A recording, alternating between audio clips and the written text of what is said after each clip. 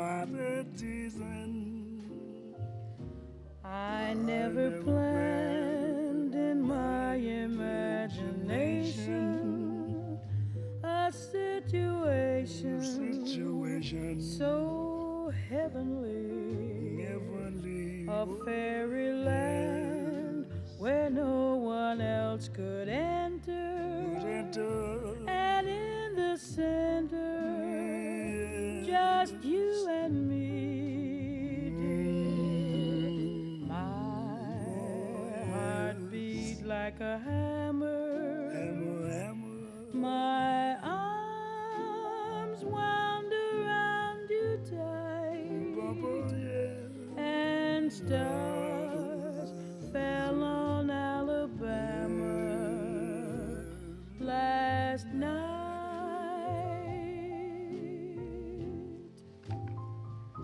I never planned my imagination situation so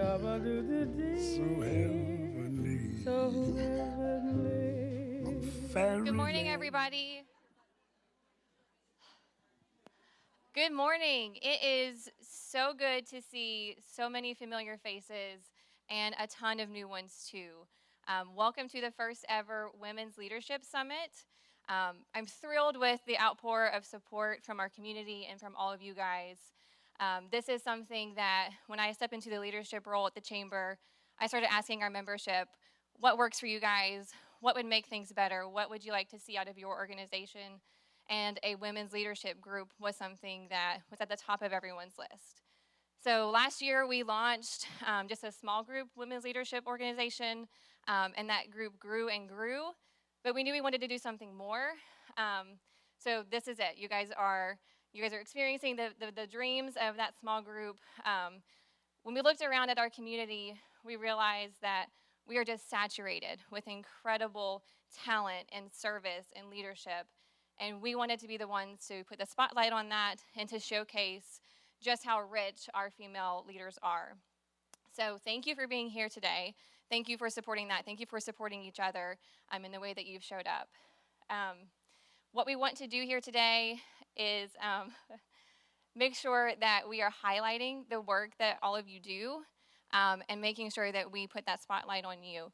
And something a friend of mine shared with me recently, just in summary, we are the stories that we tell ourselves. And I hope that that's something that you can take away today. The stories that our speakers share, I hope that that resonates with one of your stories, my stories, our experiences as females in our leadership roles. And I hope that you take away something that inspires you today, something that challenges you today, and something that you can find comfort in.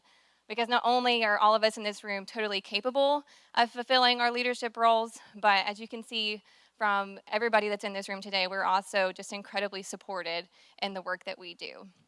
And speaking of support, I have a long list of people that I need to thank, and I could totally take up all 4 hours of today thanking those people, but I'll be as concise as possible. First and foremost, I want to thank my board of directors for not only challenging me to dream up events like this, but showing up in the incredible ways that they do in support. I want to thank our annual sponsors who go above and beyond with their investment that allows events like this to happen. So Carmoose Lime, East Kentucky Power, Meadowview Regional Medical Center, International Paper, the Ledger Independent, WFTM, the City of Maysville, and the Mason County Fiscal Court. Thank you guys for your generous investment in our organization, and the rest of our annual sponsors are listed on the back of your program. I also want to thank Austin and Chad and Crosspoint team here. You guys are always such incredible partners, allowing us to not just use your space, but making sure that we feel like home while we use all of your facilities and access to all of your talent. We have a couple of special event sponsors. My friend Jennifer Dobson with Queen of the Castle, she does interior design, home staging, and posh picnics, and she has been the mastermind of all the decorations in the lobby. So if you see her around, thank her for that. And then my dear friend Katie Thacker with Studio 15 is our official event photographer for today. So back towards the end of the food table, she's got a spot set up. So if you want, grab a couple of your girlfriends, grab somebody new. We want to make sure that we capture as many of the moments from today so we have all the memories to last going forward. just a couple housekeeping items. You have the agenda. Hopefully you got that when you registered this morning. So you can see we'll have a women in business panel, a women in politics panel, and then we'll also have a women in education panel. There will be about 5 or 10 minutes in between each panel for you to go out and use the restrooms, grab a cup of coffee or water, and then we'll be back in on stage. And I'm going to go ahead and make the executive decision. One of the things that we always see when you go to a conference, there's always a long line at the women's restroom. So I don't think there's going to be a long line at the men's today, so please go ahead and use both. Just go ahead and do that now so we don't have to worry about that later. And so now, if our women in business panel wants to make their way up, I will introduce our moderator. So Ms. Lori Orrick is not only the marketing and public relations manager for Fleming-Mason Energy, she is also a friend of mine and my board chair at the Chamber of Commerce. She manages all internal and external communications, including the local selection of Kentucky Living magazine. She has chaired several non-for-profit boards and organizations. She holds a Bachelor of Business Administration degree from Morehead State University, a Master of Arts in Teaching, and is a graduate of the University of Kentucky Gatton College of Business and Economics Institute for Economic Development. She is a proud member of the Honorable Order of Kentucky Colonels. Her and her husband, John, reside in Maysville-Mason and own a small farm where they raise daylilies and St. Bernards. So, Lori, if you want to go ahead. All right, good morning, everyone. So glad to see you all. And I have two very lovely panelists here with me that I'm excited to introduce you to. So first of all, to our far end here is Ms. Joni Hazelrig. She is the president and CEO of Fleming-Mason Energy Cooperative. Fleming-Mason is an electric distribution system that provides electricity to approximately 25,000 accounts across an 8-county area in northeastern Kentucky. She has been the CEO there for 8 years, and prior to that, she was the chief financial officer. Joni started at Fleming-Mason 37 years ago. She was 10, apparently, when she started her career as a filing clerk and worked her way up from the ranks to her current position. Fleming-Mason has approximately 50 employees, of which I am one, and 30 of those are linemen.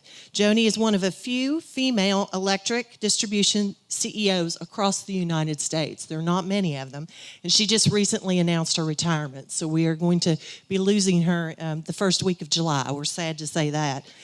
Patty North, who is here to my immediate left, loves encouraging people to look and feel their best. She loves cutting, coloring, and styling hair. She's passionate about her salon and spa business. Her business model was designed with 3 basic concepts: create an incredible experience with fabulous Aveda products for the guests, and create opportunities for team members to earn a fair wage with benefits and keep our downtown of Maysville revitalized. She is extremely involved in the community, and she is an active member of both Main Street and Historic Preservation. She and her husband renovated 5,000 square feet above the salon there in downtown and reside there with their children. So welcome, ladies. All right. So first of all, Patty, I want to ask you, describe for me what your leadership style is and how you lead others. Is this on? Yeah. I'm not used to needing a microphone, as a lot of you know. It was so funny, Janet White as well was walking in. As she was walking in, I had to run to the car, and she's like, "Don't leave, you're a speaker." I'm like, "Girl, you know I don't miss a chance to hold a microphone. Just ask Norbert Gollenstein when he brings out the karaoke machine." But before I answer that question, can I just say, my grandmother started, it was RECC back in the day, and talk about channeling women today. I put on my grandmother's ring as she was recruited because there weren't many women working back then. I mean, this was probably the 40s that she was employed at RECC. She retired as the highest paid woman in Fleming County, and she got that position because her math teacher, someone from RECC has said, "We need someone really good in math." She did, I think she was the comptroller. And her math teacher at Little Fleming County High School said, "You need to talk to Mildred Pfizer." And they did, and they hired her. And so I just think that's so neat to kind of have that connection. Another little connection I have to make, I'm sorry, before I answer your question, is I was talking to Gwen Gollenstein as we walked in. I think the first women's leadership conference that I had the opportunity to participate with was with Deborah Cottrell when she had her business downtown, Country Classics, the beautiful clothing line, and with Gwen and so many people that I'm seeing here today. But then it's like, okay, I'm telling my age because I think that was like almost 40 years ago, 35, 40 years. It was a long time ago. So I love that the Chamber has brought this back. When I was on stage with the college participating in that, I was just slinging makeup and hair, and there were other speakers. So I'm so happy to share today. So I'm sorry, can you tell me what your question was? Patty? So I want you to describe your leadership style. Okay, so my leadership style is to empower others. I just, and I'll have people on my team that I try then to teach them to be a leader, So, and as I've tried to reposition myself and recreate my job description within my career, I've had a couple of my team members say, well, I'm not a leader. So many of us will question that. Well, I'm not a leader. Say, when you get in the grocery line at Kroger, do people fall in behind you? You're a leader. You just showed them what to do, and they followed you. And so I think we start small and just inspiring and making people feel appreciated and valued. We have regular team meetings.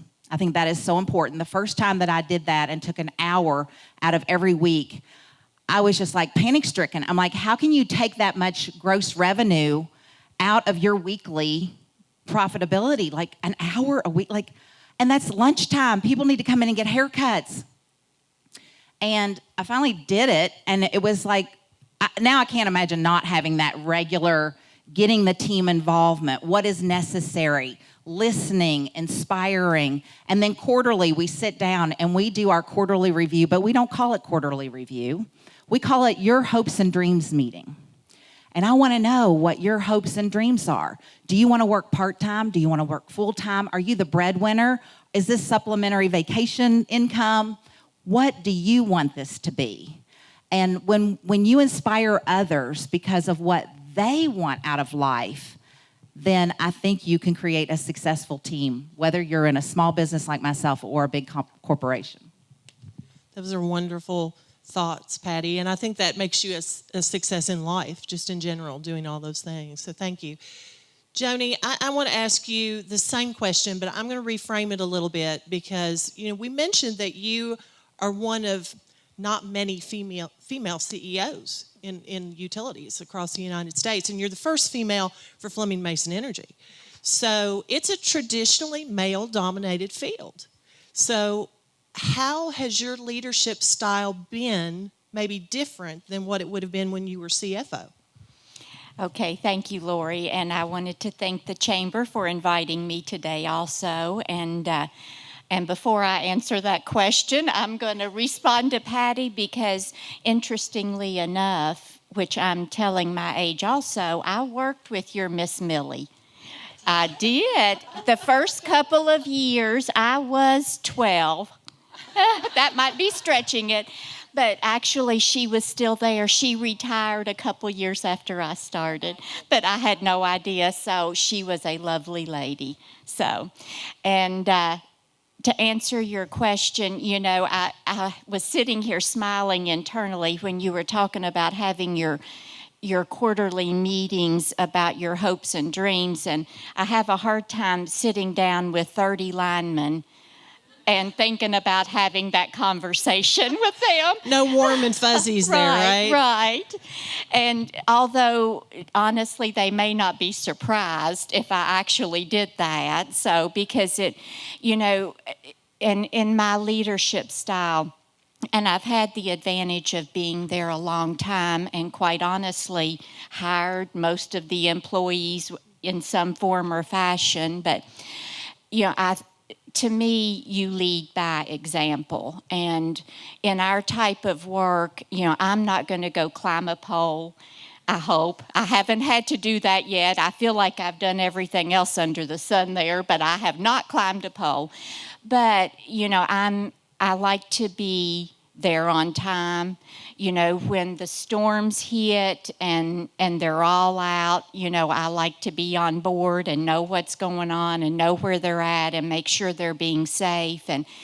And I think it's very important day to day that they know you are there, you know, not necessarily in person, but that you're thinking about them and worrying about them and willing to step in and do whatever. You know, my title might be CEO, but I can be janitor, I can be gopher, I can do whatever needs to be done, and happy to do that. And I think that when you set that example, it spreads across your organization.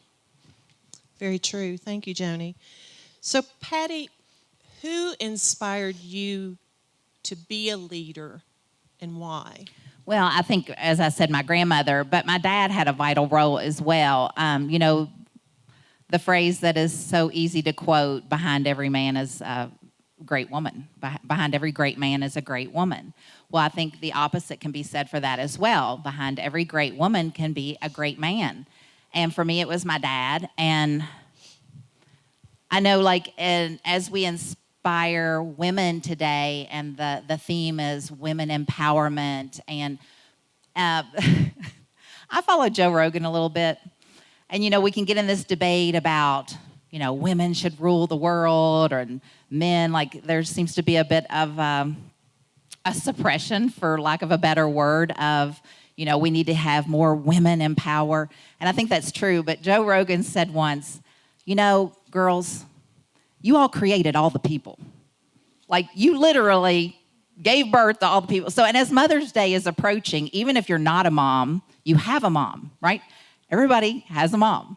And so even though my dad is male, you know, and we're talking about women empowerment, he was very vital. And so I think behind every great woman is a great man. And whether it's your dad or a brother, a husband, I think having the perspective of all genders is very empowering. I'm all about, you know, I am woman, hear me roar, let me be a breadwinner, let me bring home the bacon and fry it up in the pan, raise the kids and work all day, and not falter in any way. But I think sometimes having the perspective of my dad just still resonates with me.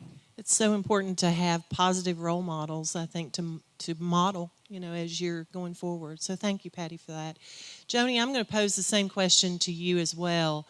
Who would you say has inspired you the most in your leadership style, and why?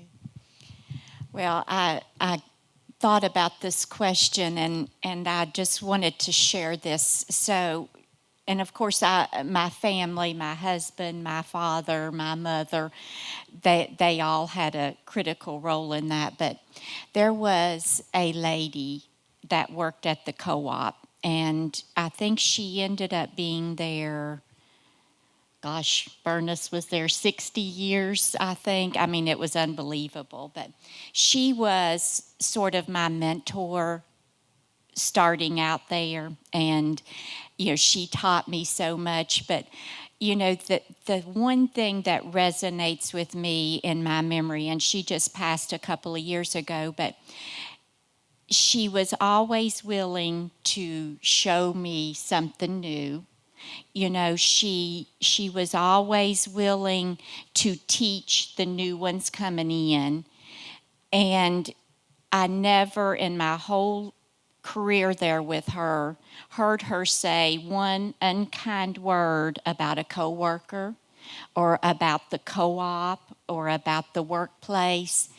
And, you know, that made such an impression on me and my attitude toward my work. You know, I think we can all get bogged down in negativity at times, but I think of her so often, and I think it made a big impression on me because I think as a leader, you know, things don't always go right. Things go wrong all the time, but, you know, you don't bash the ones you work with. They're your work family.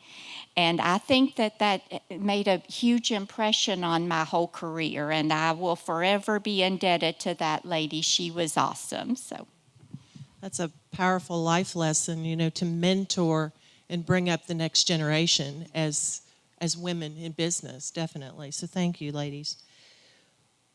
So, Patty, what do you think is the most significant barrier to female leadership? Well, I don't know why it was easier for me, and this may work for you all too. Like when I'm writing a list of things that I want to accomplish or things that I want to do and how I want to do it, why is it easier to write the list of like, well, I know what I don't want. I know I don't want it to be like this. And that list I can fill out just boom, boom, boom, boom, boom. And then when I do want, it gets a little foggy and it's like, okay. So I worked under leadership that was not real healthy in my early years. And I was a stay-at-home mom. Like I never thought I was going to own or operate. I tell the girls, like, I only opened Lasting Impressions because everybody else in town was doing it wrong. It was like, I was like, wait a minute, you're paying me half cash and part of your personal check, and wait, like, I know I'm young and I've got a lot of kids, but I don't think this is right. I don't think you're supposed to be paying me like this. And I, again, would go to my dad, and he was like, well, I think she's trying to avoid payroll tax. Like, okay, so I'd move on to the next beauty shop. And then there was something there, and it was like, oh my gosh, what is wrong with these people? Because even though I'm only beauty school educated, which my husband, he really scolds me sometimes because he's like, you are a very intelligent woman, don't talk down about yourself. So I am a hairdresser, and I am a very smart one. And I knew that was wrong. And my siblings who were going to college and getting degrees, and I'm like, and had jobs that had benefits and vacation packages and IRAs or 401ks, and I'm like, why doesn't anyone do that in our industry? So I'd go home and write my list. So the barrier was that there was no one to follow. So then I would go to conventions in other states that's how I was able to find those role models. And it was through Aveda, which is the company that I carry, the product that I carry. But it's so much more than that. They're environmentally responsible, but they also create this incredible network that empowers a lot of women, mostly women in my industry. And through that network, I was able to connect with a software company that allowed me to move from a paper schedule to a computerized schedule. We've been around a while. So, like, I used to do ledger books for my accounting and then went into QuickBooks, So it's just keeping up, staying relevant. And that was something that my dad always told me. Find people that know what you don't know. Imitate it, learn from them, ask, and put people on your team that know those things. So I have someone that does my inventory control like a champ, my computer technology like a champ. And after COVID and everything went so much virtual, well, you can't get a haircut virtually. But we were able to do things like the technology to be able to book from your phone, check out from your phone, check in with your phone, like do things to where, now our schedule is web-based. And that was something I was so grateful. Right before COVID hit in March, that January, we were a satellite test project for my software company. We were a beta test site for this new web-based software, which I was a little nervous about, but it's like our schedule was held on a web base. So when COVID hit, I could call a team meeting, learned how to Zoom like we all did, and literally gave them the website. We could, at our laptop, view our schedule as if we were at Lasting Impressions. And we were able to take every client every day and just call them, connect, reassure, are you okay?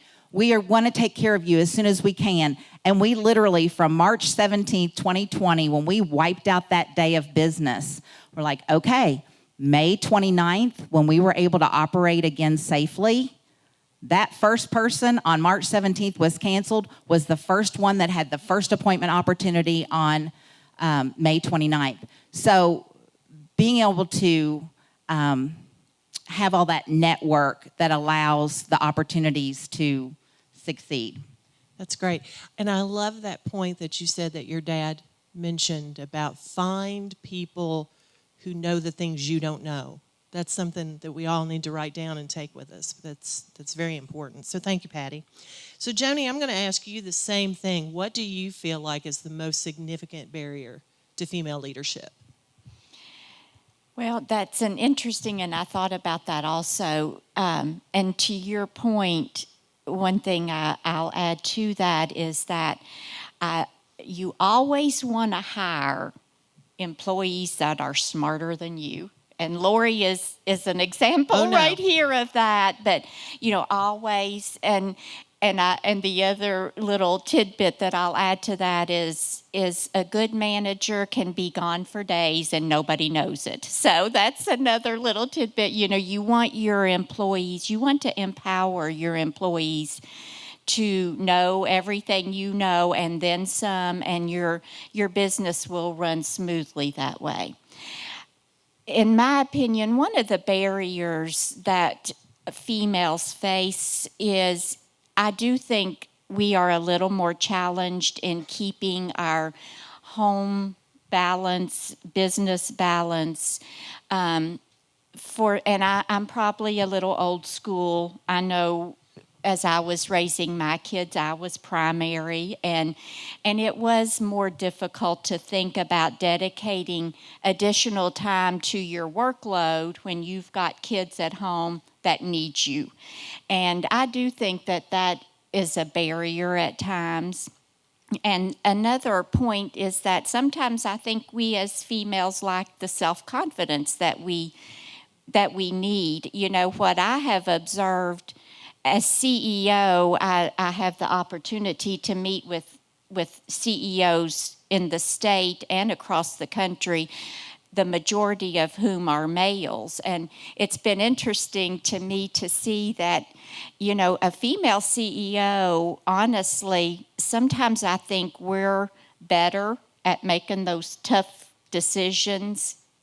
We're not as, I find that I don't think females are as likely to kind of let things ride.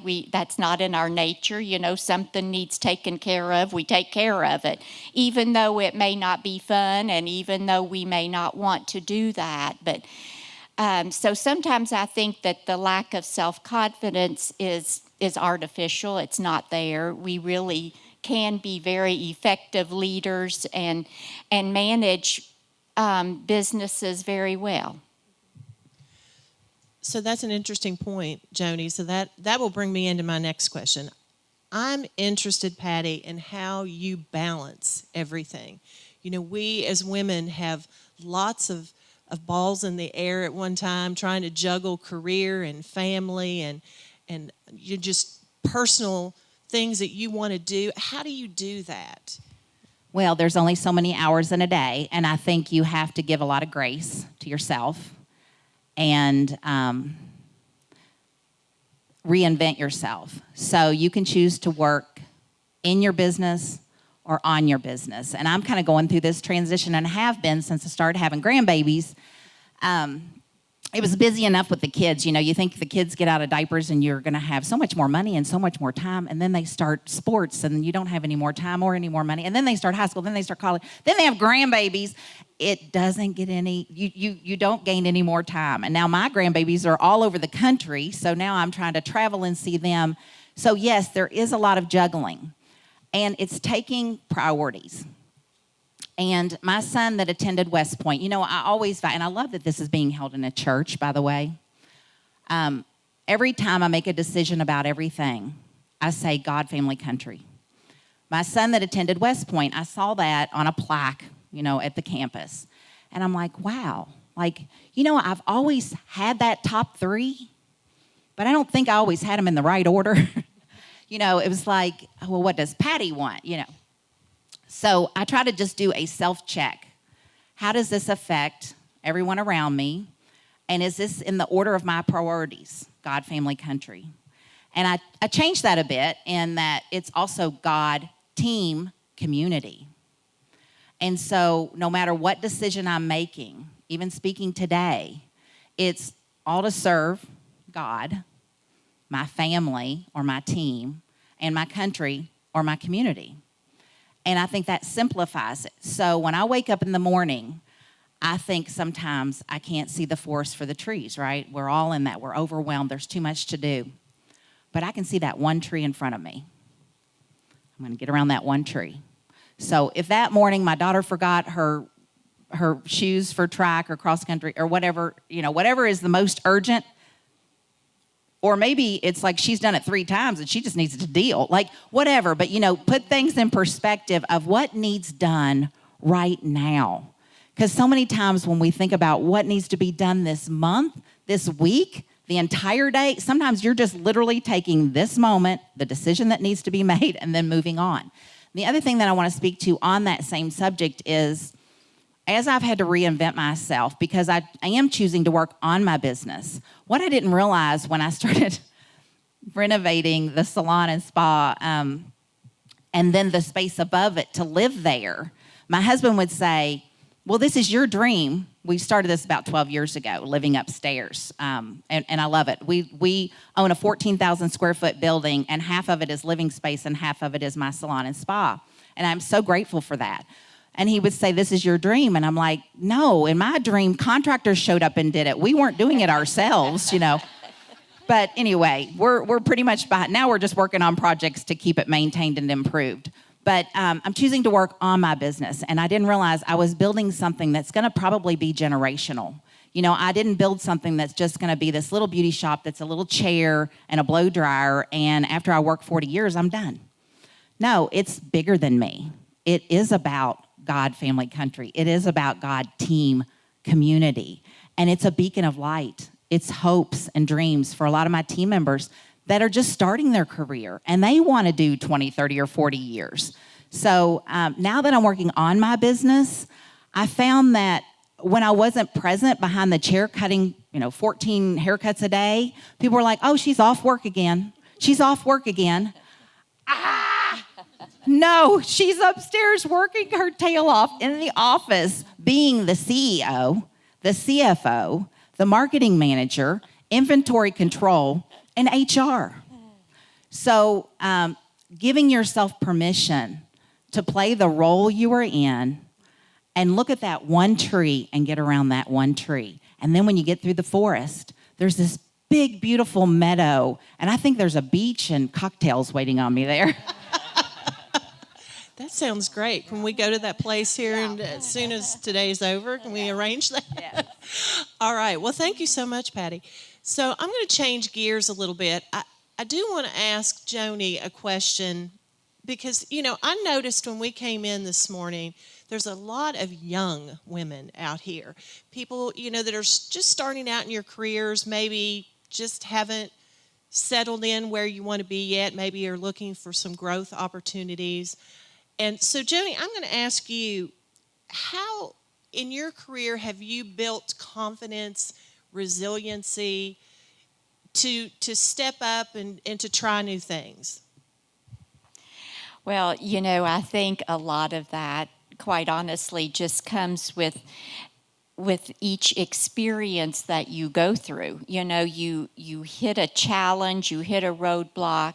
I'll be honest with you, the first 5 years that I was at the co-op, I was in a little room, not much bigger than the stage, with 20,000 files. And I spent day in and day out in that file room because they had gotten way behind and everything was on paper. And I hated it. I mean, it was awful. And my mother just insisted that I don't quit. It's a good job, she'd say. And I was thinking, no, it's not a good job. But I persevered, and then I started observing. There were opportunities. I saw that on down the road. There may be a chance for things to get a little better, and I may get out of this tiny little file room at some point. So I think that it's just always kind of keeping your eye, even though maybe what you're doing right at this second seems torturous, but I think as long as you can see that there's a step on up, and the other, another thing, I always volunteered. If somebody needed something, and of course it was just to get out of that file room for 10 minutes, I can go do anything. But, I think you always need to be willing to say, okay, I can stretch myself a little and I can go do this. And over time, it does build your confidence. And you do get to be, I think that I am the manager that I am now because of those experiences. And for some, it doesn't take as long as it did for me. I'm a slow learner, apparently. But I think that there's lots of opportunities for the younger women in this room to always keep your eye on the ball. And I don't know when I started there 30 years ago that becoming CEO was even something I thought about. But over time, it started occurring to me that, hey, I could do that. And I just kept working toward that. And I think you always have to just put yourself out there, challenge yourself a little, get out of your comfort zone once in a while, and good things will happen. Thank you, Jody. We're glad you got out of that file room. It sounds like a torturous place. It was. Well, we have just probably about 4 minutes, so we'll finish up here. I have one more question, and Patty, I'm going to direct this one to you. What has been a leadership lesson that you have learned over the years that probably is unique to being a woman in business? I should have studied these questions a little bit better before. It's like, I'll just wing it. Leadership challenge, specifically for women. Well, I think I kind of touched on some of that just with leadership in general. I think, empowering the others, as I said before. But in that, as I'm an entrepreneur, I like to use the word entrepreneur. And in that, I have 12 team members who are entrepreneurs. So it's almost, in this world of everybody likes to have a side gig or this is creating an opportunity for them to feel empowered enough that they have their own business within my business. But they don't have to worry with all the product overhead and the inventory control and all the CEO, CFO stuff. I've got you. So it's allowing them to be, I use the phrase, rising tide raises all ships. But you get to pick the boat you're in, right? So it's not a socialist team. It's not like, okay, you work here, you all make the same, you do the same. No, you uniquely make it your own. And I think you can do that whether you're working for a company and maybe on weekends you do some kind of farmer's market side gig, or, so many of us have we have this entrepreneurial fire burning inside of you. And I love to encourage that.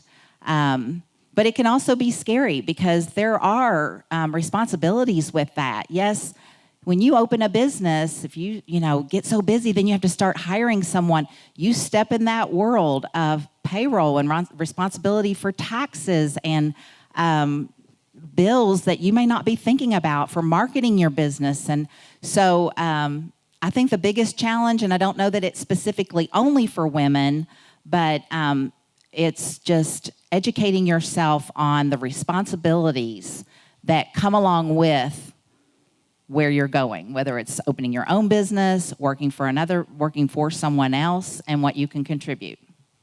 Thank you, Patty. So just to conclude, I just want to say it has been a pleasure to share the stage with you, both of you. You're just both awesome. And I know that you've brought some valuable information to us today and shared your wisdom. So thank you. And please join me in thanking Joni and Patty for being with us today. All right, everybody, we're going to go ahead and get started with our next panel. Okay, sorry.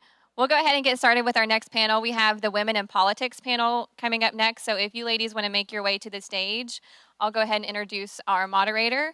Caroline Reese is the Maysville Main Street Director, a position she's held since 2016. The Main Street Board and Caroline are charged with making improvements to our historic downtown, holiday events, promotion, and keeping the area vibrant and engaging. She's originally from Ripley, Ohio, and is a Mason County High School and University of Kentucky graduate with a degree in journalism. During her years at UK, Caroline worked at Lexington's NBC affiliate, WLEX-TV, where she was a sports producer for Alan Cutler. She traveled the country as a press agent for a drag race driver, Lori Johns, and also worked in England with the Mansfield Chronicle advertiser newspaper. In addition to her duties with the city of Maysville, Caroline is executive director and registrar for the Downing Performing Arts Academy. She's served on the boards of the Kentucky Gateway Museum Center, Limestone Youth Orchestra, the Maysville Cultural Arts Exhibit, and the Maysville Country Club, and the Diocese of Covington's Education Committee. I don't know how you have time to do anything else. Oh, okay, gotcha. So she and her husband, Sean, have a son, Nick, a photographer and movie location scout, and a daughter, Sophie, a junior majoring in theater design technology and stage management at NKU. So Caroline, go ahead. Thank you. It's a pleasure to be here today. Lori came far more prepared with a watch. So I've had to ask Casey to give us a 5-minute warning, or we would be here until the Cross Point parishioners come on Sunday. And don't panic. You know, you see you think, oh my God, how long is she going to talk to them? Well, look at the print. I think Jeremy Faulkner can see it in the back, so don't worry about that. Anyway, I'm pleased to be able to be here with two of our great leaders from our area. The first is Mayor Deborah Cottrell. Deborah retired from the University of Kentucky in 2019 after 8 years as Nutrition Education Programs Director. In that role, she provided administrative leadership for the USDA-funded Expanded Food and Nutrition Program and the Supplemental Nutrition Assistance Program. This program afforded $16 million to more than 700,000 Kentuckians by 2019. Her responsibilities included 150 full-time employees, annual grant proposals, program delivery oversights for more than 300 county agents, and all financial audits. She served as Mason County Cooperative Extension Agent, part-time instructor at Maysville Community College, and co-owner of Country Classic Ladies Apparel in downtown Maysville. I'm sure a lot of you all remember that store. Mrs. Cottrell graduated from the University of Kentucky with a Bachelor of Science in 1976 and a Master in Science in 2002. For the past 12 months, she has served as the mayor of Maysville. Deborah Cottrell.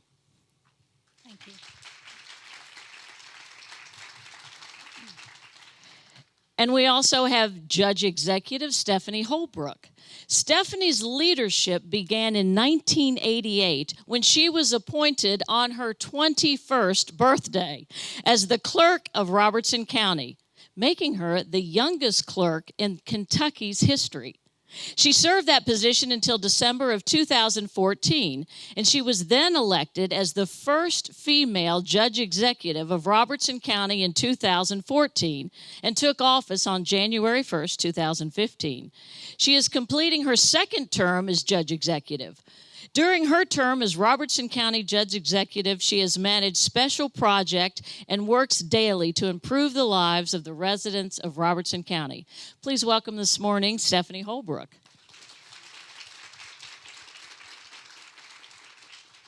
Okay, now we want to do something with you two ladies. It's just a little kind of fun thing, get together sort of thing. I don't know if any of y'all seen it on Watch What Happens Live, but I'm going to say 3 statements, and 2 of those statements about these ladies are lies, and one of them is the truth. So listen carefully, and you all have to decide what's a truth and what's a fib about them. Okay, we're going to start with Mayor Cottrell. And she gave me these. I went parasailing off the Caribbean islands. I went ziplining in the rainforest. And I went fishing in Canada. So, what do you all think? Number 1, I went parasailing off a Caribbean island. Anybody giving that their vote? I went ziplining in a rainforest. Yeah, couple people see you as zip liner. That's cool. Okay, and I went ice fishing in Canada. So are you a fisherwoman? I am a fisherwoman, but I have not gone ice fishing because I hate the cold. All right, so good guesses, you all. And now here for Stephanie. 1, I live on a farm. 2, I have 14 grandchildren. And 3, I drive a car. A little tougher. All right, so 1, who believes she lives on a farm? Okay. 2, she has 14 grandchildren. You must have whipped out your wallet sometime because I'm seeing some hands there. Or your phone. That's, again, an age thing. That's where your pictures are now. Okay, and number 3, I drive a car. Well, we're all on the edge of our seats. Which one is it? I have 14 grandchildren. 14 grandchildren. So then what do you drive? Chevy pickup. All right. Truck. All right, then. Well, see, now you know a little bit more about him. So tell me something about your leadership style, Deborah. What is your leadership style, and does it differ from your male counterparts? Well, first of all, you didn't find out which was the right answer for me. I just said I didn't go ice fishing. You didn't go ice fishing? Well, No. Get Lori back up here. Which one is the truth, then? I went ziplining in the rainforest in the rain. That kind of bravery does deserve some applause. But she has to go into commission meetings twice a month, so that's bravery too. So describe your leadership style. And I want to congratulate the ladies who were up here first. They gave some terrific answers, and you'll see a kind of a theme, I think. Stephanie and I were talking about that, some similarities. So I will try to share maybe from a little bit different angle. But my response to that question was building teams. And I've used that in my work at UK, and I'm trying to do that some, working with Matt, with the city, and thinking about our different departments as teams, and then a leadership team. And I think the key for me in that is identifying people's strengths and then playing to those strengths. So, if Caroline's strength is to use a microphone and interview people, I don't send her to the water plant to work on pumps. And that's an exaggeration, but still, you really look at what people's strengths are, and then you go to that. And another one is taking the time, kind of as Patty alluded to, of really listening and finding out and giving yourself a chance. Like when I first start somewhere, I don't immediately, even like when I went to Lexington, I'm going to tell you, I didn't know what I was doing. My boss was looking for someone with an entrepreneurial spirit because education wasn't usually that way, but the environment of education was changing where it had to be competitive, and we were competing for grants. And she was looking for someone who could do that. But I spent my first year and a half just learning what was going on and developing that team part of it. And I think another thing is just that willingness to listen. But in the end, it comes down to you have to know. So sometimes you can hire, and she said about hiring people smarter than her. That's exactly what I did. And to hire people that were smarter in my weaknesses so that made our team stronger. But willing to listen and always realizing, though, that you've got to understand what their job is, too. Even though they might be a better expert at it, you have to understand and know that because the decision finally comes down to you.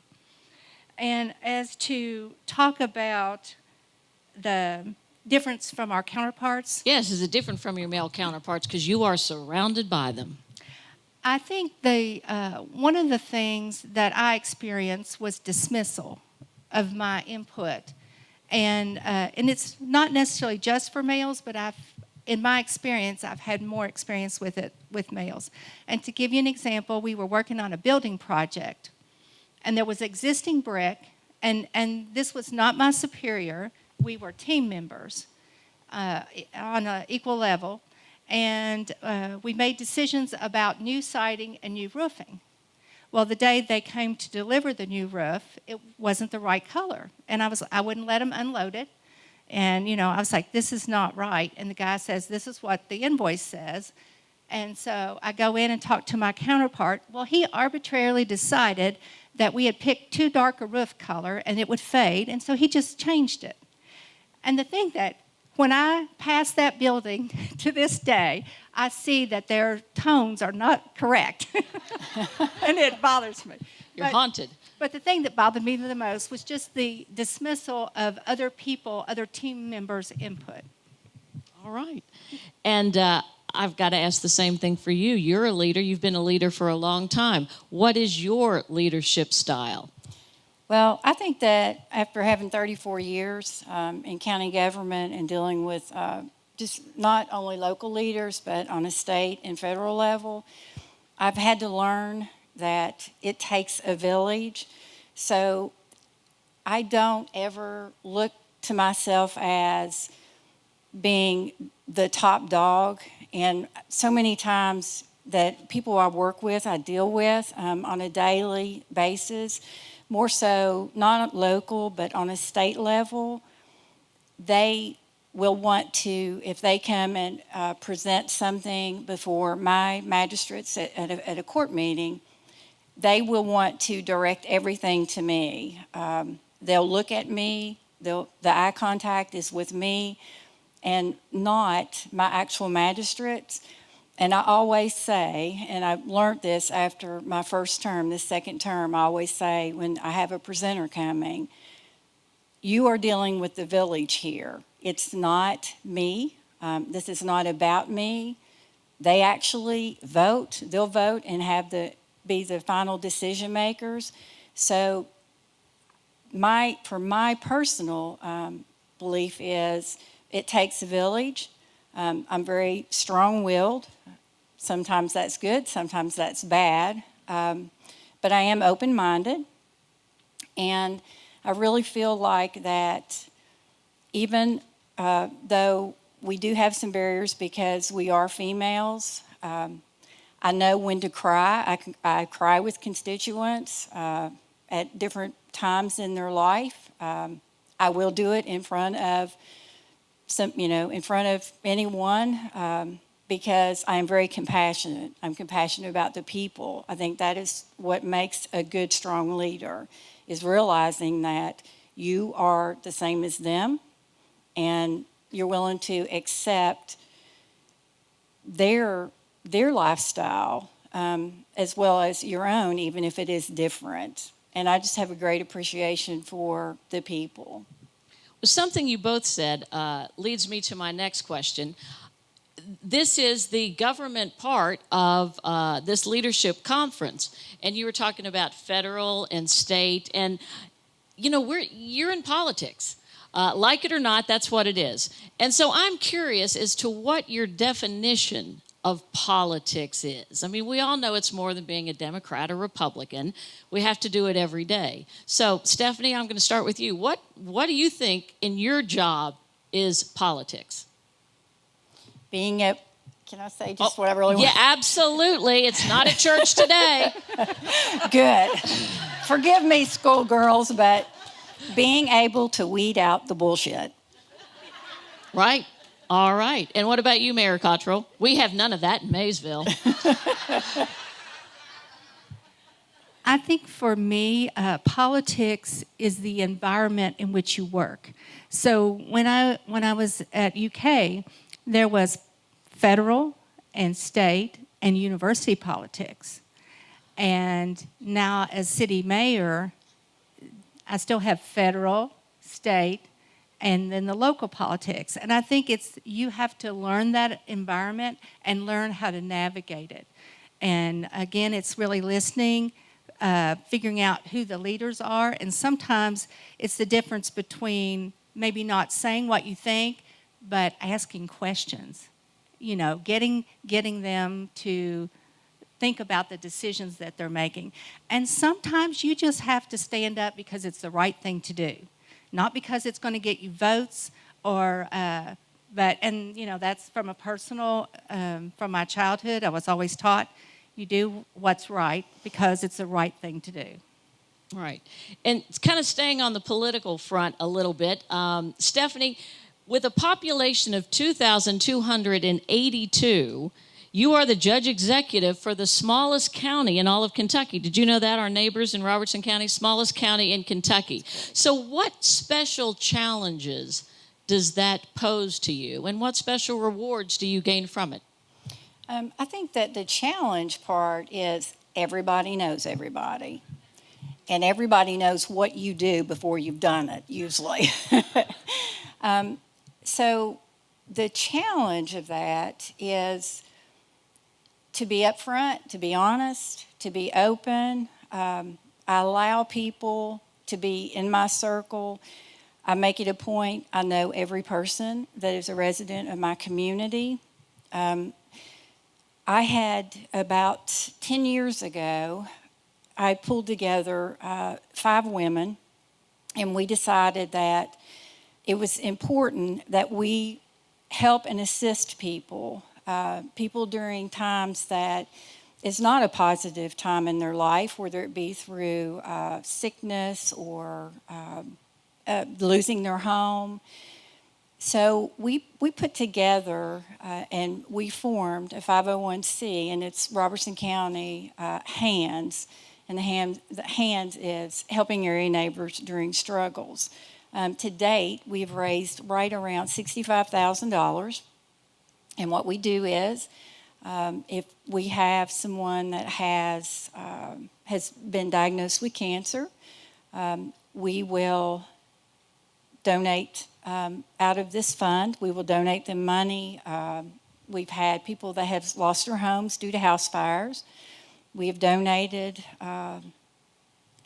to help them purchase items that they need. So I think that for me, it is being available, knowing my community, and being able to serve them in my capacity, not just as with a title, as a leader, but as a community, a neighbor, and a friend.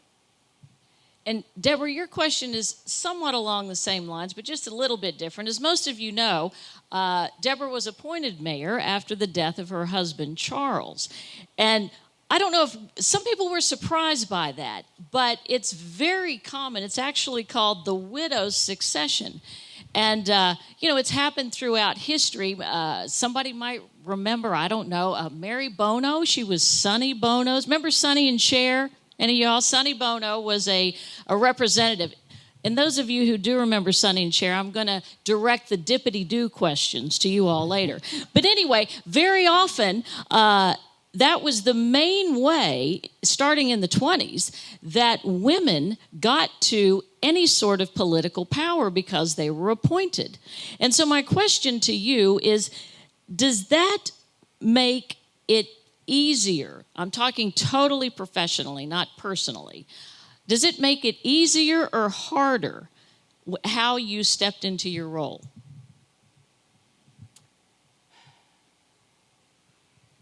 Well, I don't know that it is harder or easier, but I think because that depends on how that person perceived you.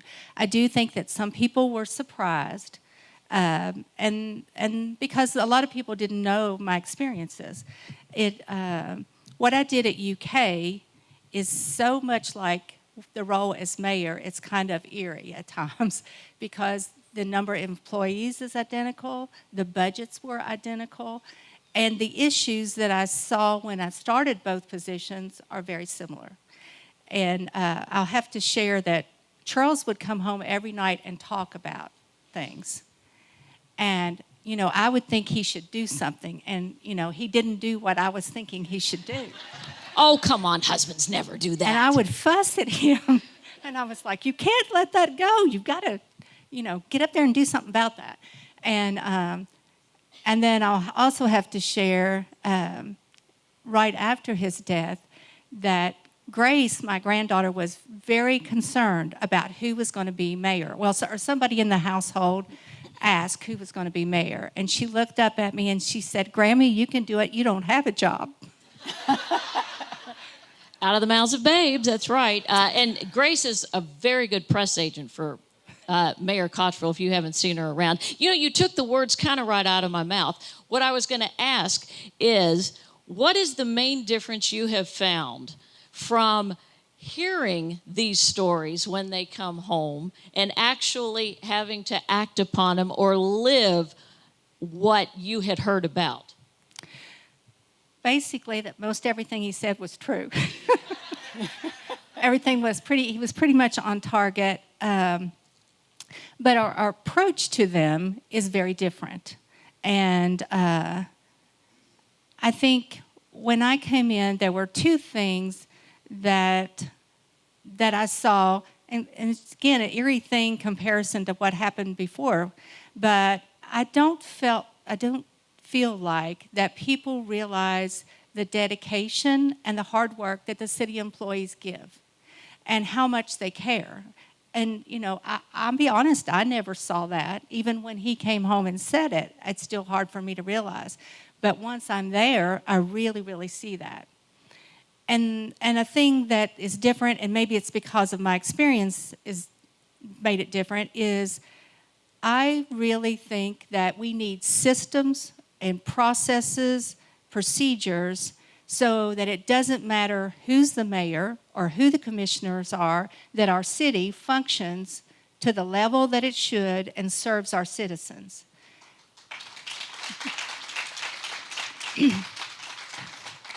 I often tell Matt Wallingford, our city manager, that he spends a lot of time putting out fires, and he's very good at putting out fires. But I feel like he has a lot to give, and he's very intelligent, and that we would be better spent with him spending more time strategic planning and thinking longer term. So what we're working on is some systems that we put in place that will eliminate the need for putting out fires. And they can be small, minute things, but if they save 5 phone calls in the morning when he can be doing something else, then I think to me, that's one of the things that I hope to accomplish during my term. Well, I'm going to touch upon something that the first panel did because, you know, just the fact that you wrote down that you have 14 grandchildren, you're both very accomplished professionally and have families. You know, there is that. It comes up every time when we talk about women, the balance question. I remember hearing once on TV, it was a daytime show. I don't know if it was Dr. Phil or Oprah or Captain Kangaroo, one of the three, that every time you say yes to one thing, you're saying no to something else because you only have a limited amount of time. So what do you do, Stephanie? What do you define as balance, and how do you balance your time? I always make Sunday my day and my family day, unless it is a huge emergency. I purposely try to avoid keeping my phone on my hip and keeping the volume up. During the week, I will tell you, and from my personal life, if any of you know anything about my personal life, you'll be able to vouch for this. My career has always come first. My constituents have always been first. I will tell you that it is rewarding to be able to come across new ideas and to make positive changes for my community. I will also tell you that the flip side of that is your personal life does take a hit. I always go back and refer to as one of a female role model of mine. When I was in high school, I had zero desire to go to college. I thought, I'm going to do just like a lot of my other family members did, and that was get married and have children after graduation. When I was a junior in high school, toward the end of the school year, I had been in, at that time, it was called Future Homemakers of America. I think it's changed now. You young ladies, I'm sure will know, but I had always been active in that. I had a teacher, Ann Porter, who was, she was the instructor and she was over the club. And she came to me and she said, you know, I see something in you that I think is really good. I think that you would make a great president next year. She said, so I want you to go ahead and agree to have your name submitted. And I was very, very hesitant upon that because I thought, well, you know, what am I doing this for? And then I thought, well, okay, I'm going to do it because I do want to end up being a good wife and a good mother. Why I would think that was what the role entailed was crazy. But anyway, so I did do it, and I'm very pleased. And I credit Miss Ann Porter for a lot of my success because she gave me that push. But not only that, it gave me confidence. And so after that, when I was fortunate enough and by fate stepped into the role to being appointed as county clerk, my 21st birthday, sworn into office, they actually held the appointment for about 2 weeks to wait till I was 21. I, again, was a little bit hesitant and a little bit scared because I thought, man, this is much bigger than, FHA or anything I've ever done in my life. But I referred back to one of the greatest, I think is the greatest female leader during my time that I remember, and that is Martha Lane Collins, who, if you don't know this, is the only female governor ever in the state of Kentucky. And she had a vision, and her vision when she ran for office was education, state education, and bringing industry into Kentucky. And under her term of leadership, she got a $300 million education project through, as well as she gets all the credit, Toyota Manufacturing. Stephanie, you would think that one of your talents also is a tarot card reading, because we only have time for one more quick question. And it was going to be, and I think you've answered it already, you both are wonderful leaders, and I hope these gals, I'm so happy that the ladies from the FCCLA are here today and have learned something from the leaders today, that you can be the leaders tomorrow. Stephanie admired Martha Lane Collins, and I was wondering, Deborah, did you have a female leader you admire and look up to, or inspired you? Yes, the lady at UK that called me 5 times because I wasn't going to drive all the way to Lexington, and I don't have a PhD, and I didn't think that I really belonged in that environment. And but she would throw out, I would call them breadcrumbs, and I would pick them up and run with them. I'm kind of a risk taker, kind of what Patty said. But one of the big lessons that I learned from her was do your homework. Get the data and the research to whatever you're doing when you go into that room. And whether that's a campaign that you're doing or applying for a grant. And I remember one time we were going into regional directors of extension across the state, and it was male dominated, and they don't like for a woman to come in and tell them what to do. And so we had a statistician, and we gathered all this data, first of all, to get the funding, which we had in place, but we had to get their buy-in to make this work. And so we go in and we present some of this data, this information, and about gaps in Kentucky that weren't being served. And so then we started asking questions. We didn't tell them this is what they had to do. And then feeding off of their replies and, kind of spending that and asking some more. And they did exactly what we wanted them to do. But the funny part, we came out of there, and I'll never forget, we were walking down the steps of Ag North, and the gentleman, the statistician that we took with us that did the data work, he stopped and he turned around and he looked at us and he said, "They think this is their idea." And I said, "Yes, that's That's Strategy 101 by Dr. Ann Bale. Strategy 101. So there you go. It was worth coming here from school today. So I'd like to thank, first of all, the Chamber of Commerce for organizing this. It'd be great if it were an annual event, but we don't want to put too much dual burden on Casey. And thank you for being here today, for teaching and helping all the other ladies in here with your success. And thank you for what you do for your communities. I think you both work diligently to make all of our lives better. So thank you. Thank you. Thank you. All right, everybody, we've got one more panel to get to before we head to lunch. Our Women in Education panel, and we have some special guests with them today. So if you guys want to go ahead and make your way up to the stage while I read our moderator's bio. So our moderator for our Women in Education panel is Patricia Whitaker, and she has served over 35 years in the field of education. Her experiences include teaching, counseling, career development, and coordination. She has taught the elementary, high school, and college level. Career counseling and coordination compose the majority of her years in the education field. She holds a Bachelor of Arts in Political Science and a history, as well as a Master's in Adult and Continuing Education from Morehead State University. She completed her postgraduate work at the University of South Carolina. So Patricia, if you want to go ahead and introduce our folks. Good morning. I'm very honored to have been asked to do this by Casey.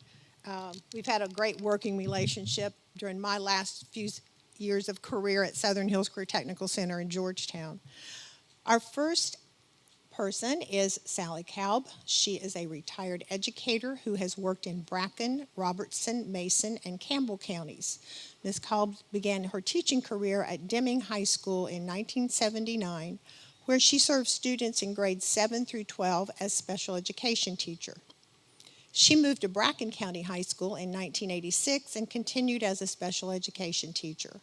In 1990, she began teaching computer and accounting classes, serving as the Future Business Leaders of America advisor and also a teacher representative on the first SBDM Council at Bracken County High School.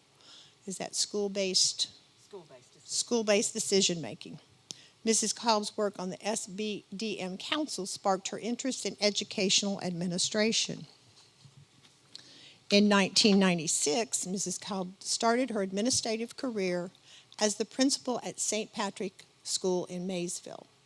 The next 16 years of her leadership career included principalships at Bracken County High School, Straub Elementary. She served as the instructional supervisor, federal program director, and director of special education for Bracken County Schools, and finished her career as assistant superintendent at Campbell County Schools. After retiring from Campbell County Schools in 2012, she has served as director of special education for both Pendleton County Schools and Bracken County Schools for long-term maternity leaves. She was also lucky enough to go back to St. Patrick's School and serve as the principal from 2018 to 2020. Mrs. Kalb lives on the family farm in Bracken County and spends her time with her husband, children, and grandchildren. She is also very active in her church, St. James Catholic Church, as Director of Religious Education and Vice President of the St. Vincent de Paul Conference, Bracken County. Sally Kalb, welcome her.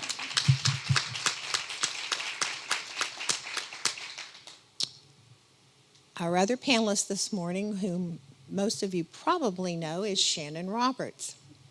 Shannon is committed to student success both inside and outside of the classroom and truly believes that student success is created through meaningful relationships.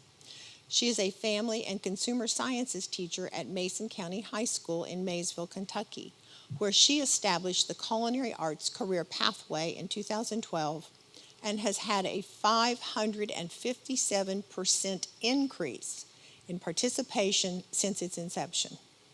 Through this pathway, she provides opportunities for over 300 students each year to complete work-based learning, earn industry certifications, and college dual credit. Roberts has been involved in FCS for the past 20 years and has served in many leadership roles across her region, state, and nation through that time. She currently serves as the Kentucky Vice President of Leadership Development for the Kentucky Association of Teachers of Family and Consumer Sciences. FCCLA is a passion of hers, as she advises one of the largest and most active FCCLA chapters in Kentucky. Her members fulfill many roles, such as regional and state officers, national officer candidates, and competitive events winners. Roberts also gives back to the organization by serving on the FCCLA Executive Board of Directors, both as Executive Secretary and Programs Committee Chair. She holds a BS in Family and Consumer Sciences Education from the University of Kentucky, an MA in Secondary Counseling, and an MA in Instructional Leadership from Morehead State University. Shannon Roberts. Before we start our question series, Shannon has brought us some extra special guests, and she's going to bring them up at this time.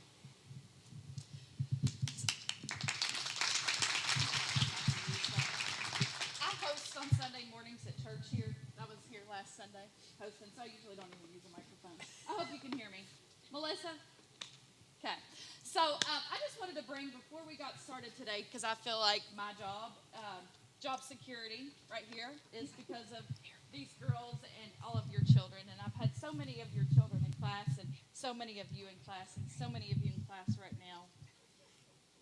He's supposed to be in my class right now, but he's with us. But these are some of my leaders that I wanted to bring today. So hopefully in a few years we'll be seeing them in your seats, and they'll be hopefully participating as well.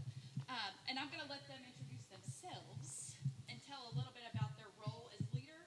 And maybe you guys could say one thing about leadership that you wish others knew. Just real short. Okay. Hi, everybody. Can everybody hear me? Okay. I'm Allison Skaggs. I'm Allison Skaggs, and I served as the 2021-2022 Kentucky Family, Career, and Community Leaders of America State President. During my time as state president, I had the opportunity to travel many places, starting off with Nashville in the summer, and I served as a voting delegate at the National Leadership Conference. And then we went to Washington, D.C. in the fall for National Fall Conference and Capital Leadership, where we had the opportunity to advocate for family and consumer science education as well as FCCLA. And then we did Capitol Hill here in Kentucky, and that's another opportunity to advocate for FCS education, which is so, so important. And then we had a state conference in March, which is kind of what wrapped up my term as state president. But through FCS and FCCLA, I have learned so many lifelong skills, and it's truly just made me career ready and is going to help me in my next steps as a licensed funeral home director and embalmer. And what was your question? One thing One thing someone wants to know about leadership. that people don't understand. Yes, so through my time. I was just thinking about her embalming me one day.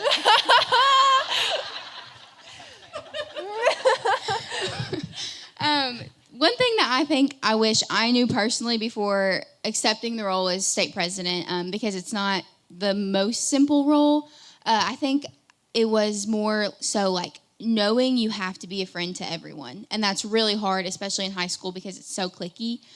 So being that friend to everybody and just kind of being that helping hand and loving to everybody, that's probably the number one thing that you need as a leader, no matter who it is.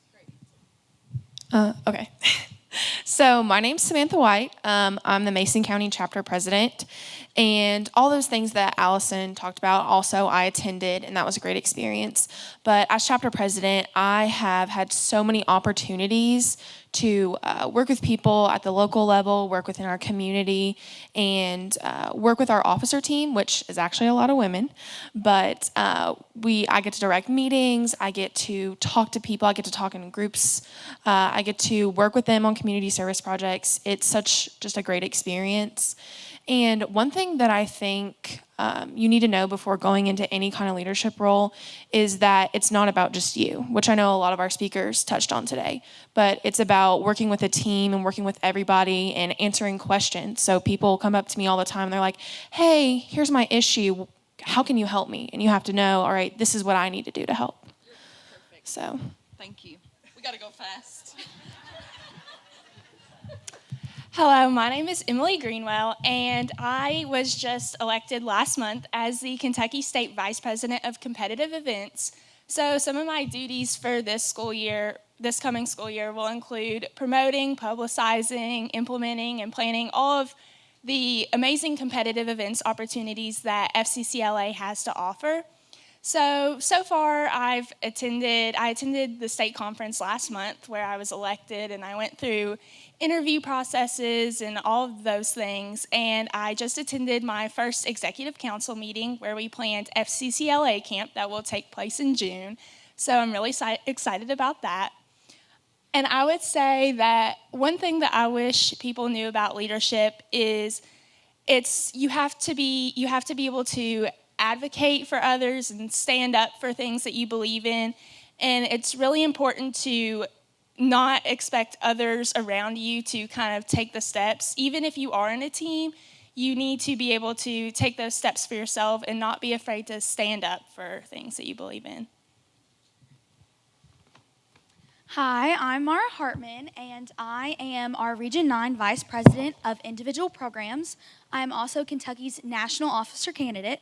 So to begin this process, I had to, first, as a freshman, I went to our National Leadership Conference, and I saw these amazing officers on stage and knew that's what I wanted to do. So as state leadership came up, I got my application together. I did a 3-minute speech telling everyone how I was Dora taking them on a trip and describing how FCCLA was great for them. I was supported by Kentucky as their national officer candidate, and now I am waiting for June to compete with 65 other national officer candidates and hopefully get elected into the top 10 to redo my Dora speech in front of thousands of people. And it's okay. So something I want everyone to know about being a leader is it comes in so many other forms. It's not just standing on a stage. It can be asking a question in class to make other people more comfortable. Thanks so much. Sorry. Thank you. I think Mason County's in some great future hands with all these phenomenal leaders that we just saw. Okay, back to the original questions.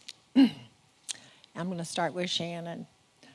How would you describe your leadership style, and how does that differ possibly from male counterparts?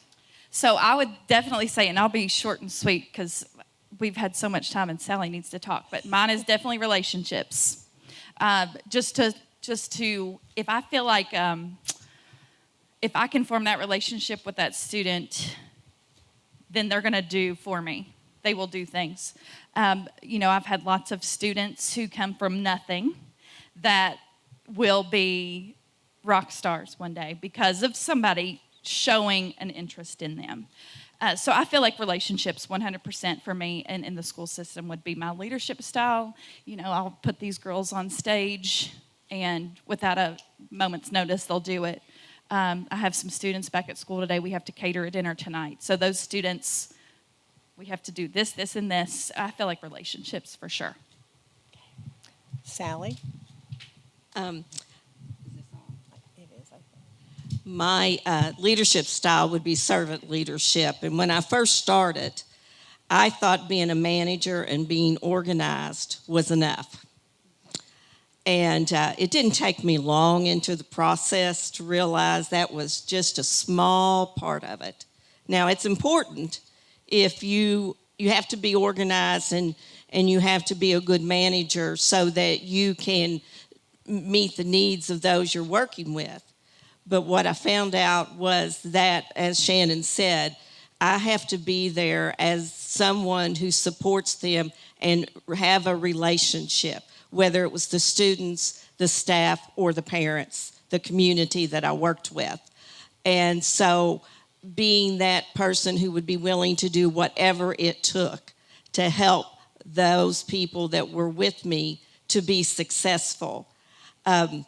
And so one of the things that I learned in difference to being with a man, and this sort of bothered me a little bit, when I started in 1996, and there weren't a lot of female principals at the time. And it was unusual, especially at the high school level, that the men that I worked with at Bracken County didn't understand why I wanted to be a principal.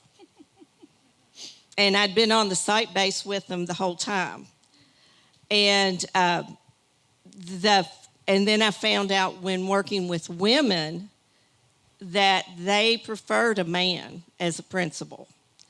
And that they would take directions or initiatives from a man and never bat an eye. They would wrap it up in a present to give to them. And I'm serious, I've seen that. But if I made the same request, one of the things, we had a notebook when I was working, and where they documented their work. Instead of turning in lesson plans every week, they turned in some assessments and they analyzed them, and we had conversations. At the middle school, where there was a man principal, they wrapped theirs up at Christmas and gave them to him all wrapped up. The rest of them were talking about me because they had to turn one in. And I'm not trying to, it didn't bother me. That was just a difference that I noticed, that I learned. And I was talking because I have some people here. I've either had you in school, I've had your grandparents in school. You cheered for me. You were an FBLA person for me, or you worked with me some point, or you're a parent that I've had. I've evolved as a principal or as a leader. Principal was my favorite job of all the ones I've done, because you got to work with people and you got to help them. Thank you. All right, Sally, who inspired you to be a leader, or who might have been your role model or your mentor, and why? Well, I've had a variety. Just for the girls, I started out as an officer in FHA. But first leadership role I planned the FFA banquet, and decided that I was going to have succotash, which is lima beans and corn, which I liked, but not a lot of other people did. That was my first confrontation. But with that being said, I started there, and so, my teachers I had in high school, whether it was Mrs. Gray and Mrs. Ellington, who was one of my high school teachers, she has worked at the state level too, to Carol Klaber, who was a business teacher and an FBLA advisor. But once I've got into actually being an administrator, I am the result of every administrator I've ever worked for, or for every administrator I ever worked with. And I always took, I want to say to you, you can learn as much from someone who's doing it wrong as someone who is doing it right. So those were the things that I learned over time. But just I worked with a teacher in Bracken County, and she was a special ed teacher when I was director, and we worked very well together. And just to, the evolving, she was just recently named the superintendent at Campbell County Schools. And so to see those growths and to work with people like that is the greatest part of your career. Shannon, who's inspired you or been a mentor to you? So, of course, I'll have to give a shout out to my mom back there, Susan. Susan is working with Casey. Of course, my parents have been huge role models. My dad was a leader in the community, even though when I was 13 and he got that job, and people peed on his tires because they hated his discipline at the Boys and Girls Club. Right? Yes. So that taught me to be resilient, that you could be a leader and do the right thing even if people didn't like it. And of course, I had my grandparents, of course, I tease my mom because, she can cook, but my grandmother could really cook. So I learned so much from her that I use every single day at school. As a professional, I'll say what Sally did, is that everybody I've worked with has taught me something, either good or bad. Same thing as being as a mother. I think that we watch and learn through others how to be a good mother and how not to be a good mother. I have to shout out Port Dog again, Miss Porter. Miss Porter was my, back then, home ec teacher. We called her Port Dog. And she was so much fun. So it instilled the love of learning. I had no ambition to be a teacher whatsoever. And Miss Porter saw something in me that allowed me to follow this route in family and consumer sciences. I did my mentorship with Deborah at the extension office. I have learned so much from Carlin Weiss at Fleming County High School. So there's been so many strong women around me that have taught me so much. I work a lot with our career and technical education department in Frankfort, and I've learned so much from them that I feel like in this day and age in education, it is not easy. It's not easy to be a teacher. We are slammed on social media daily, but I try not to read those things just because we are there doing what we can for our students. So I want to give them a shout out because they teach me every day. Our students today are much different than when I graduated 22 years ago. Even one of our servers today is one of my students that I had just 10 years ago. And 10 years ago, we didn't have the social media that we have today. So my students teach me every single day how to be a leader, what not to do and what to do. Thank you. How have you built confidence and resiliency over the course of your career? Sally, you want to take that first?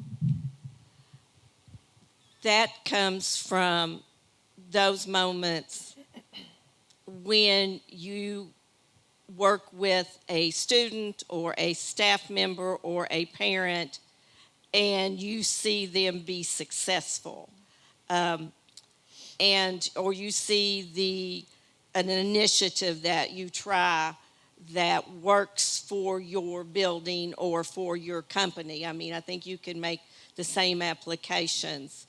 But when they come back and say thank you or they hug you, that is what keeps you going because, as Shannon said, it's tough. And, I've been in the comment line as a principal more often than not. And my son came home the first time and he said, gee, you didn't tell me you were making that much money. And I said, I didn't know it either. So, but it wasn't those moments. It was the moments after graduation when a kid hugs you or a parent thanks you or a staff member you see them being successful and better. Shannon? So can you repeat it one more time? Sure. How have you built confidence and resiliency? Okay. So I've had a lot of great leaders that have led me along the way, and I've had a lot of ineffective leaders. And I would think that constantly, and I feel like FHA and home ec is a theme today, but there's so many people that took those courses in school because they teach you life skills, but I'm still not taken serious sometimes. I'm just a cooking teacher or, do you teach them how to sew? Do you teach them how to sew a button on? No, I don't. I teach my students how to be problem solvers and critical thinkers. And when they're in cooking labs, you'll walk in and you'll hear my students conversating with each other rather than looking at their phones.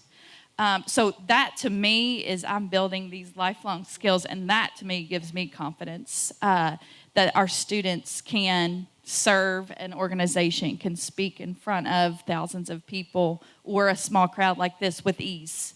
So that gives me confidence knowing I give them that confidence. Thank you. Okay. What do you think is the most significant barrier to female leadership? Shannon? It kind of goes back to what I just said, not being taken serious. Just because we're women, that's a major barrier. I feel like, I'm just looking at some of the people in the crowd that have amazing leadership skills and are doing so much for our community. I think that,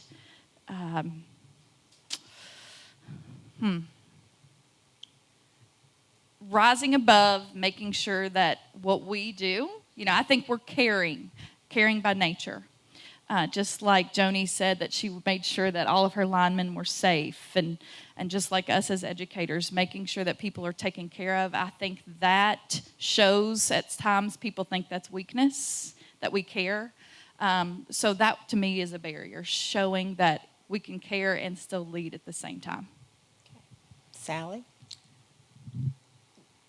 The caring, I think I felt like people, especially people looking to questioning whether I should be a leader or not, I would be too emotional.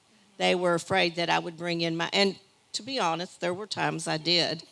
If I was tired when I was working and as a leader, you might get a comment from me that probably wasn't appropriate. I was working with a teacher, and they looked at me and said, "Well, I understand why you're so rough with me. Your dog died." And I said, "My dog didn't have anything to do with it. It came out before I could catch it." But then I'm going to bring up my one point that I want to make sure. I read a book one time. It was called The 1 Minute Apology. And it was the best leadership book I ever read, because it's so important that when you do let your mouth speak ahead of your brain, that you apologize.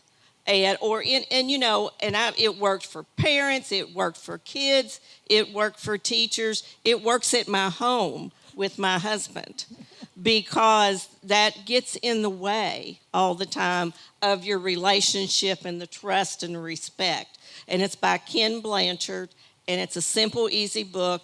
And if you don't do anything else, you might want to try to do that, because it gives you just a little formula about you're not apologizing for everything that happened, but for what your behavior that caused them angst, okay, and to upset them. So emotions. And I had to work on that, and I'm still not the best at it. All right, this is going to be our final question. I think we're close to wrapping up time. What is a leadership lesson that you've learned that's unique to being a female leader? Sally? Oh, there are too many probably. But one of the things talking about initiatives or talking about issues in your company or your school, and I was guilty of trying to do too much, because I thought I had to work harder and be there longer and answer every question and be in control of everything. I have a little control problem. And I did evolve on that. But I learned with initiatives, number one, if the people that you wanted to do this activity or this program or this plan, if they didn't have a buy-in, it wasn't going to work. And so and I think as leaders, female leaders, we have to work harder to get that buy-in because I've already explained, when the guy asked them to do it, they wrapped it up in a book, in a gift. And when I did it, they were fussing. But you want to get that buy-in, and you want to monitor and make sure it's working. And I usually would have a team of people, and there's another lesson. Don't have a meeting or don't do something unless it's useful to the people attending. And I had to learn that. I mean, I learned that over time. Information, if you can distribute it where they can read it on their own versus a meeting, that's the best thing. And I'm not, wasn't always perfect at it, but I got much better over time with it, but getting their buy-in. I would say, last part of that question again so I can restate it. That's what I tell them to do. What's a leadership lesson that you've learned that's unique to being a female leader? Leadership lesson. So that would definitely be to surround yourself with positive people. I think no matter where we work, no matter what we do, who we hang out with, I tell my students this all the time. I'm not going to use the word that Stephanie used, but when you hang around with poop, you start to smell like it.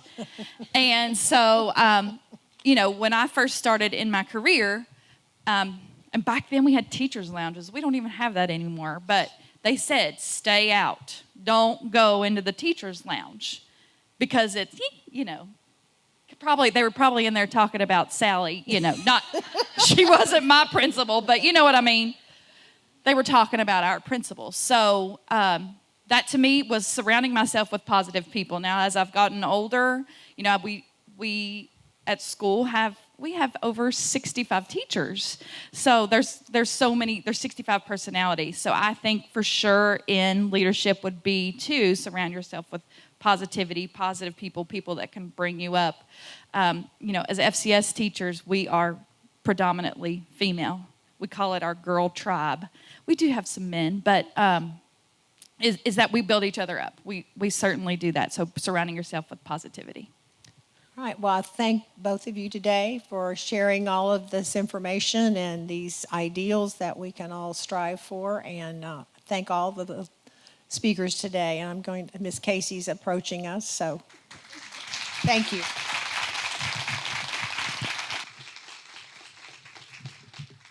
Okay. Yeah. Thank you guys. Thank you for joining us and being here with us for this. Thank you guys so much for sharing everything that you did. I certainly took plenty away. I grew up in a family of educators, so hearing all of your experiences felt like being at home. Listening to my mom talk about the teacher's lounge for sure. I'm so glad they don't do that anymore. So we will go out into the lobby area, and that's where we'll have our lunch. Bab's Bistro has a delicious spread for you guys, and we will reconvene a little bit before 1 o'clock for our keynote. So thank you. So I don't know if they'll be able to hear us or not, but if you don't mind, join me in giving Barb and Al a round of applause for our delicious lunch with Bab's Bistro. They not only give the most delicious food, but they do it so friendly and so hospitable. They've been an absolute dream to work with preparing for this event, so I just really appreciate them so very much. And I meant to make note earlier, our special guest from FCCLA, Mayor Cottrell, actually sponsored for them to get to come with us today, so she covered the cost of their lunch and their admission. So I want to give a shout out to the mayor and give her a round of applause for being such a great sponsor and youth partner. So it's time for our keynote speaker, and I'm so excited to have State Representative Samara Heavrin with us. And I've got her bio here and all the things that she's accomplished in such a short amount of time. And Samara, you're welcome to come on stage as I read through here. Samara Heavrin is the 18th District State Representative for the Commonwealth of Kentucky, and she was elected in November of 2019 in a special election. When sworn into office, she became the youngest female ever elected to Kentucky State House of Representatives. In the Kentucky State House of Representatives, Samara serves on the House Committees on Elections, Constitutional Amendments and Intergovernmental Affairs, Judiciary, Transportation, and State Government. In 2021, she was announced as the co-chair of the Commission on Race and Access to Opportunity. In 2020, she was chosen in the inaugural class of 20 under 40 by the Council of State Governments and was named as a Greater Louisville, Inc. Most Valuable Policymaker. Upon Samara's graduation from Western Kentucky University in 2014, she moved to Washington, D.C. There she interned for U.S. Congressman Brett Guthrie before joining U.S. Senator Rand Paul's staff as staff assistant and then a scheduler. After 3 years in Washington, Samara returned home to join Kentucky State Treasurer Allison Ball's staff as Director of Initiatives. In her position at the State Treasury, Samara oversaw the Stable Kentucky Program, Financial Literacy, Unclaimed Property, and Transparency Initiatives. Samara lives in Litchfield, Kentucky with her golden retriever, Rosie, and is actively involved in her home community. She serves as a board member on the Owens Board Health Foundation, the Owensboro Health Foundation Board. And I just want to say, as a leader in a female industry here in the Chamber of Commerce, one of the biggest things that we do is advocacy. And Samara has spearheaded so many initiatives in this most recent General Assembly, one of them being House Bill 499, which we were really excited to partner with you and support that. So thank you for all the ways that you are leading women in Kentucky forward, and I look forward to hearing your address.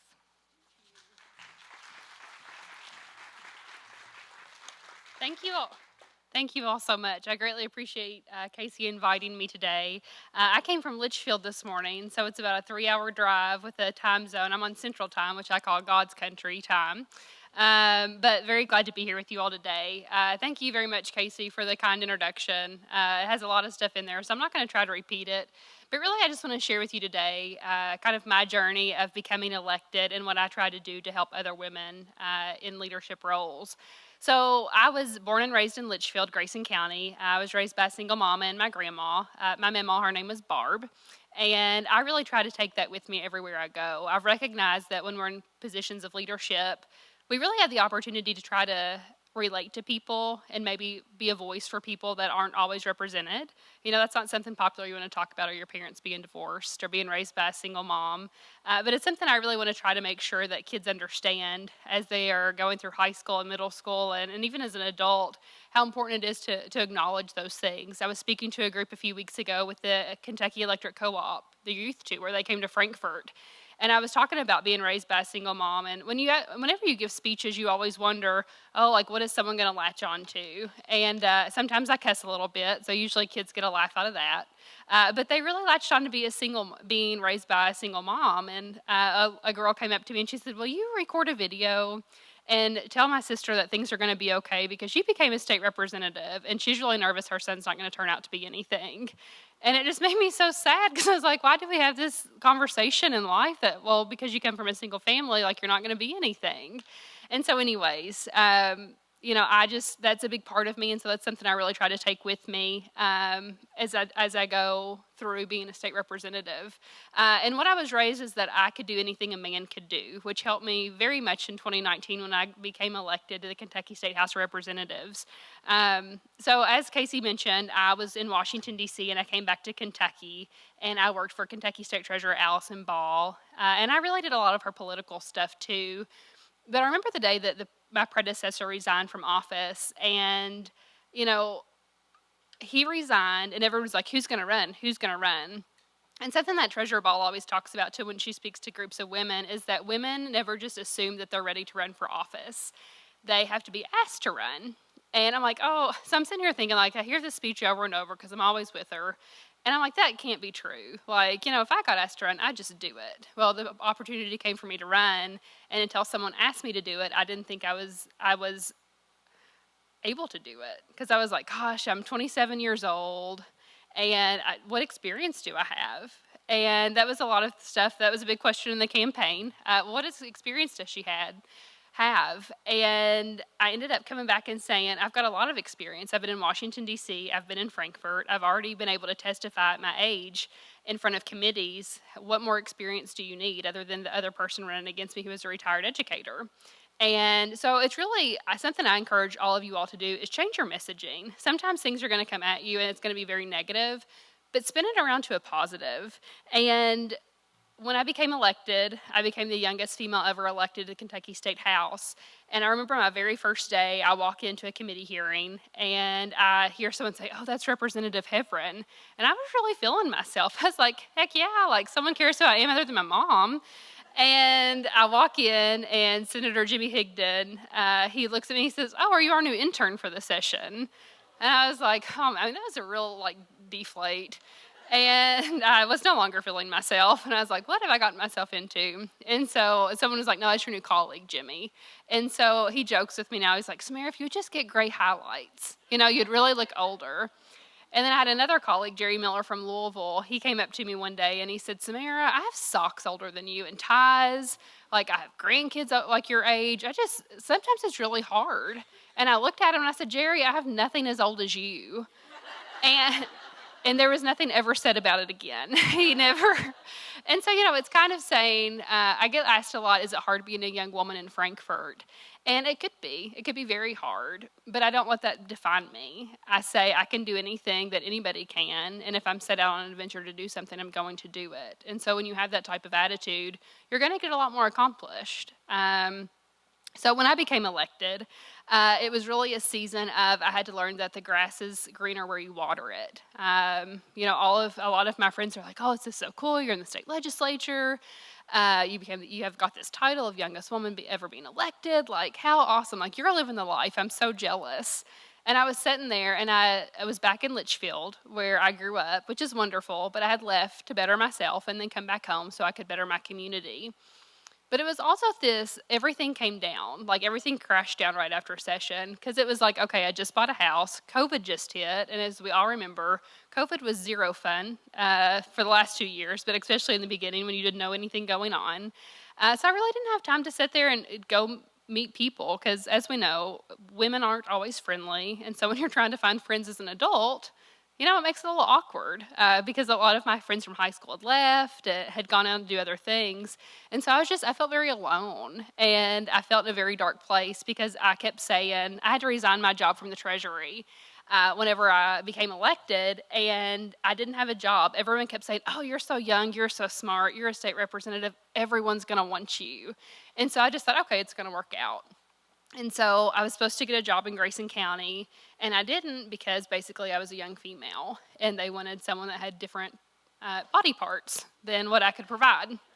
And they said that to me, and I was like, you realize that's illegal? I mean, obviously I'm not going to say anything, but, okay, this is cool. So then I'm sitting here thinking, I can't even get a job in Litchfield. Like, what am I supposed to do? I'm a state representative, but I can't even get a job. And there was an article the other day. So as a state representative, you make like $32,000. I think that's what my W-2 said this year. Do not believe the Herald Leader when they say we make $100,000 or $60,000. I will gladly take that extra $28,000 because I like good taste. I have a champagne taste on a beer budget right now. And so anyways, I just really fell into a dark spot, and I really had to find the strength within myself to come up and say, okay, what can I do to find work? And as we all know, probably on Netflix, The Home Edit, or you might follow them on Instagram, they're professional organizers. And I was like, I'm really good at organizing. I like doing this. I could do this for money. And because I want something different than politics. Politics is so draining, and while it can be so beneficial and wonderful, sometimes it's just downright hard, especially when people are negative. I was walking in the chip aisle one day at Walmart, and this girl came up to me. She was a year younger than me in school, and we're different political parties. But I was like, hey, Victoria, how are you? And she's like, you're a terrible human. She's like, how could you vote the way you do? And I was like, okay, I'm going to get sour cream and onion chips and just walk on. And I just, and that's something you remember. So, I'm trying not to cry in the chip aisle, and I call my mom, and I was like, oh, my God, this just happened. She's like, do not cry. Walk out, check out, walk out, do not cry. But still, as women, I think we should be uplifting to each other. And so I remember walking into one of my friend's stores in Litchfield, and at the square, she owned Wildwood and Clover. And I was telling her my idea. I was like, Rachel, I think I want to organize for people. And I was like, I don't know. I just don't really feel the confidence to do it. I don't think, who in Litchfield's going to want to pay to get organized? And she was like, Samara, just do it. She's like, I'll hire you today. Let's pick a date and you can come organize my jewelry. I was like, okay. And so it was another woman. It's constantly someone else believing in me that encourages myself. And so I think as women, if we can continue to be encouragers and believers of each other, there's no way that we're ever going to fail because we always learn from failures. And so that was kind of the start of it. So I decided I would name my company Barb Solutions, and I'm a consultant. I never knew what that was. I still don't know what that is, but hey, it's a great job because I just do whatever needs to be done to make money some days. But I found clients, and so people started believing in me too in my community, and I appreciated that. So sometimes I'll organize, and sometimes I will do marketing for a company in Grayson County, and I also help at a tax firm and learning that role. And it's just when you allow yourself to say, okay, life isn't how I expected it to be, but if you can enjoy it and try to find what the positives are, your outlook is going to be so much different. And when I was in college, I found this quote, and it was in French. So, of course, I was like, oh, this is so cool. I'm so cultured. Let's put this on everything I have. But it said, in the depths of winter, I found inside of me an invincible summer. And I always love the quote. And it's, it's like one of those things that keeps coming back to you. You're on Pinterest or you're on Instagram or you're on Facebook and someone will share it. I'm like, oh. And I think in this season of my life, it really hit home when I finally understood what the quote meant. And I think to me it meant even in the darkest of times, like you're going to find within yourself happiness and light if you allow yourself to find that. And so that's how Barb Solutions started. I really had to dig deep. And still, like, owning a small business is hard. My mom will be like, do you want to go on vacation? Like, I'm on fall. She's a teacher. She's like, I'm going on fall break. I was like, yeah, I don't get a fall break, but I appreciate the invite. Do you want to pay for it? But then I can't do it because I'm missing, 5 days of work. And so it's been a very interesting thing for me to be in the legislature and have to find a job like that because people don't want to hire you as a state legislator. The state legislature is really set up for, as you see a lot of my colleagues, old white men, because I look a little different. I had a friend, he said, we were watching KET one day, and he said, she said, Dad, that girl just looks different. She looks different than all the rest of them. And he's like, oh, well, what do you think she looks like? And she said, I think she looks like Katy Perry. Do you think she sings on the house floor? And, so it's funny that even people recognize that. Like, I look a little different than what my colleagues do. But I say that you can always learn from somebody. But anyways, so to find a job, I started Barb Solutions, and I had to find something that would fit because as a state legislator, you're in session for 30 or 60 days.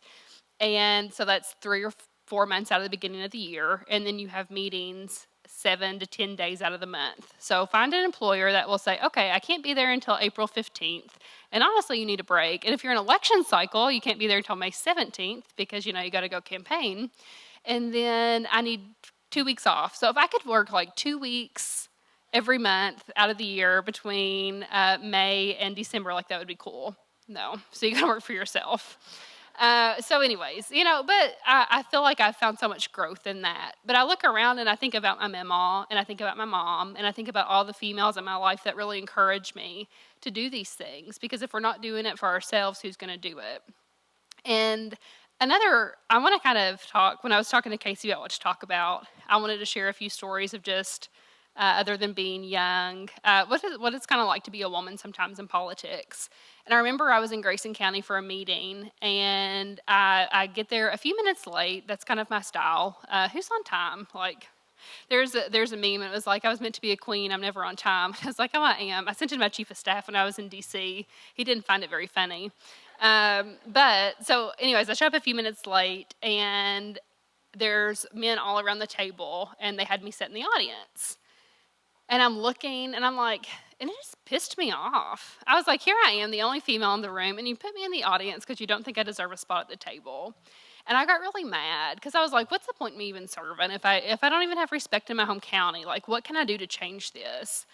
And it really took a lot of self-reflection in that hour as I was sitting there pissed off the entire meeting. And I have no idea what they talked about because I was so mad of what I was going to say to these people. But I realized they weren't going to care. And so what I decided is I was always going to take a folding chair with me, that even if people didn't put me at the table, I was going to make myself a seat at the table because I have a voice that deserves to be heard, just like each of you all. Thank you. I never get applauses. I'm really feeling myself now. So, whenever we have those opportunities, and I think a lot of people have the folding chair reference, but there are times in life that we're going to say, okay, I wasn't included in this. Well, make yourself included in it. Because once again, if you're not taking care of yourself, who's going to take care of you? And something I think we can all do in this room today is that if you see another woman struggling, maybe just needing a little extra love or encouragement, be that person, because we all need that person at different points in our lives.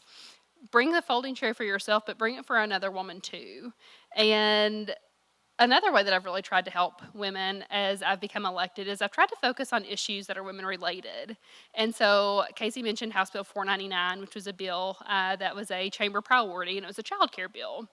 And I don't have kids. I have a dog. Her name's Rosie. She's the light of my life. We just got her 1-year-old pictures taken, which I can't believe I spent $200 on photos of me and my dog, but I'm here for it. And we had matching outfits. I mean, life's great. I can't wait to have a kid. But that's just not in my cards right now. And so, and that's also a whole nother level of like stress. You know, I am 30 years old and I'm not married and I don't have kids. So people are like, well, what's wrong with you? I'm like, listen, if I could find a husband and a kid, I'd love it. Like, I share too much sometimes, but I called my dad on Tuesday and I was like, I've got to go to the pregnancy center, and he stopped listening apparently. And I was saying the pregnancy center gala tonight, and he was like, what? I was like, I'm going to a dinner. He's like, oh my God, I thought you said you were going to take a pregnancy test. And I laughed at him. My mom would be doing cartwheels if I called and told her that right now. But anyways, so that's something, you know, if you're in that position too, it's all going to work out. It's fine. It doesn't make you anything less than. But a lot of times people are like, oh, well, you don't understand because you don't have that. But I do understand because I want that. And I want that for other women to be able to have those opportunities. And so with childcare, it came up. And what it does, it creates a public-private partnership. So it gets the private sector invested in offering childcare as an incentive for women. Because when we're looking at workforce issues across Kentucky, we see that childcare is a major barrier. And we're all complaining about, oh, we got to get people back to work. People aren't going back to work because of unemployment, or people aren't going back to work because they're on, you know, welfare. But what are other barriers that are causing issues that women aren't going back to work? You know, COVID had sent a lot of women home because they became the primary caretaker for their children. And some men did too, but let's be honest, it was a lot of women. So how do we get them back in the workforce? Because we need more voices at the table to make better ideas and better policy. Because if we have different people at the table, you're going to have policy and procedures and just a better product, because it's going to affect more people that you're serving. And so what I did is a lot of the older men, and they're all my guys. Like, I love all the legislators. They really treat me just like their own daughter, and I appreciate that. Except your all's, Willie Lawrence. He's 2 years older than me. It's so funny. When he got elected, I was like, he sits behind me, and I looked at him. I said, William, how old are you? Because he looked young. And he was like, I think he said 32. I was like, good. You're older than me. Like, you can't take my title. Because, of course, men always get that title, right? So with childcare, what I did is I made a Post-it note for every member that I went and talked to and put the cost of childcare in their district in front of their face. And I was shocked at how many people had no idea how much childcare cost. I was like, this is a mortgage. You know, I don't know what your situation was when you all were raising your kids, or maybe you don't have kids, but here's what it costs, you know, and it's anywhere between $6,000 and $9,000 annually. And so it took a lot of hard work to get that bill passed. There were a lot of tears, and it wasn't like sad tears, it was like mad tears. Like, if I don't get my way, I'm going to be really pissed off about this, and I'm not going to help the women of Kentucky. And it was on day 58, so a senator put an amendment on there to add the word pilot. And the amendment didn't get filed on time. And luckily, another woman, Senator Julie Rocky Adams, helped me finagle it in order for us to get the bill passed that night. So we didn't have to wait until day 59 or day 60 for the veto overrides, just in case that the bill would have been overridden. And then we couldn't come back and do the override. And so, or it had been vetoed. And so I learned from that it gets men involved in the conversation of childcare. And I actually had some men that were very interested. And they're like, well, I didn't realize this was an issue. And like, you're right, this is a workforce issue. Like, Samara, what can we do? I'm like, co-sponsor my bill and vote for it. And tell everyone you know, co-sponsor it and vote for it. And it worked out. It passed, and the governor signed it into law, and it becomes effective in July. And so I think it's going to be a real game changer. Something else that I talk about a lot is maternal mortality. And I passed a bill last year that would have just require data for demographics, race, and geography for maternal mortality, because we know that there are more black women affected by maternal mortality than white women. So how can we start helping this? Rather than just saying this is a statistic, let's actually do something. Let's provide data. And so that's something I really tried to do too in the General Assembly, is get data so we can make better policy. And I think that's something that we really miss, is that we hear of an issue and we react. We don't think it through, and we don't look at data to see if it's actually really an issue. Because sometimes in politics, people like to pick issues that get a vote, or that get them a little attention. And I find that very aggravating because I'm there to do a job, and I'm there to represent women across Kentucky. And I'm a registered Republican, but I really try to be bipartisan in a lot of ways because I think that's what people want. And I think that's what I want our youth to recognize, is that it's not as partisan as it seems, but we've got to make the choice to make it not partisan if we can support each other. And I always say my job is to love on people. Now, some days I have a really hard time loving on people because they get on my nerves, but I really try to focus at the end of the day of saying, okay, this person has value. Even if I don't see it every single day, they have value because they're loved by somebody. And so I really encourage you to always find the value. And even if it's saying to the person you can't stand, I really like your lipstick today, or I really like your shirt, that looks so nice on you. It gets you in a better mindset. And once again, it's women supporting women. And that's really, that's my speech. What I want to end with is this. Embrace where you are in life and change the narrative if you're not happy. I think a lot of times we get scared, we get complacent as women, and we give ourselves really hard expectations to follow. You know, I'm such a type A personality that I've got this path I've got to follow, and if I veer off of it, I fail. But what I've realized is that when I veer off of the path, I grow so much more as a person. The person I am today is so much different than the Samara than last year. And I'm so proud of that woman that I've worked to become because I deserved it, just like you deserve it. And so you can wish for things to change, but life's still going to go on. And so whatever situation you're in, whether it's at work or at home, maybe it's your family, find a way to love it or change it because you've got the power to do it. And be prayerful for a season of growth. A lot of times we don't like change because it's so scary. But in the seasons of the biggest change, you can grow so much. And inside of you is the person, maybe it's a little girl or the girl from a year ago that's cheering you on, wanting you to say, hey, I've done better for myself. And if all else fails, know that there's a girl from Litchfield who believes in you and all that you dream of. So...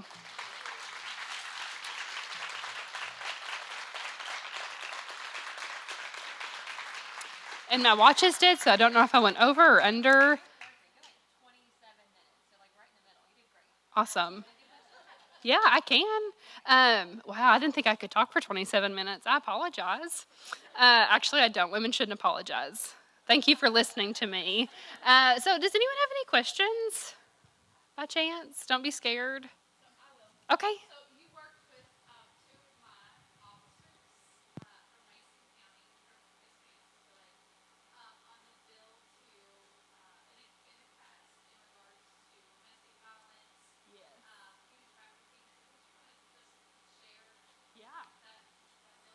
Yes. So what it did is I worked with Representative Nima Kulkarni from Louisville on this bill, and what it would do is that if you were in a situation of domestic violence or stalking or anything like that, you could actually receive unemployment benefits until you got out of the situation. Now, there's a lot of evidentiary requirements for that, but once again, it recognizes that there are a lot of women in Kentucky and men that are abused and that they're stalked or they feel unsafe. And if you want to get in a better place, we should encourage that. And, you know, there's a lot of conversation of like, well, is that government's place or is that not government's place? But I think that if we have the opportunity to do that, I think that we can. And sometimes I've learned that people in communities, they don't always step up to the plate for those things. And that's okay, but I hope that we continue to get better. But I loved when your officers called us. We did a Zoom. And I loved other women getting involved in the legislative process and advocating. I thought that was such a wonderful idea. Nima and I were so excited.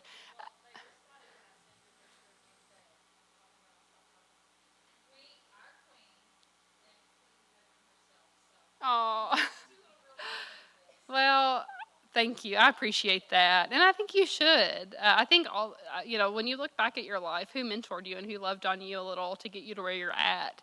And I think that we should be able to give back. And I always want to try to give back to young girls because that's the reason I ran for office.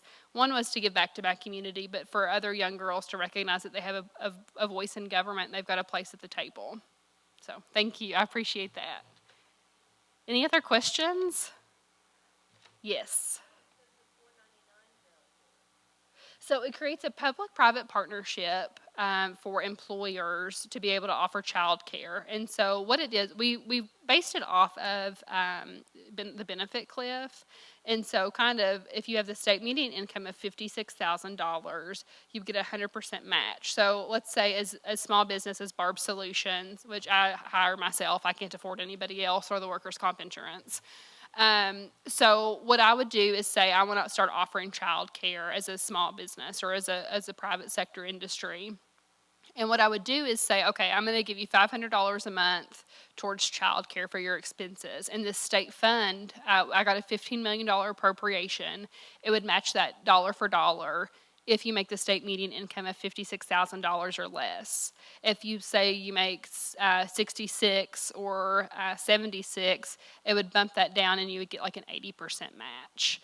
But what I wanted to do is I've noticed that we have a lot of struggling middle income families in Kentucky. And so we've got a lot of help for low income, and then necessarily high income doesn't need the extra help, but it's the middle income that's being hurt. And so this is the point of the bill. So that's why we have like the benefit cliff of the $56,000 to be able to help families that really need it. And then there's also the conversation of the rural versus urban.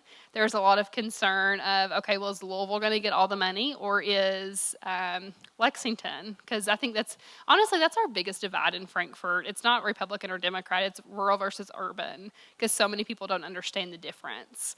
And they don't understand the way of life in either or. And so that's what the bill does. It creates a fund for a public-private partnership that businesses can come in and say, I'm going to give this much to my employer for child care. And the only requirement for the child care is it has to be a Kentucky All-Star. So basically that just means that they've got to be a licensed facility in Kentucky, and it can be at home or at a location.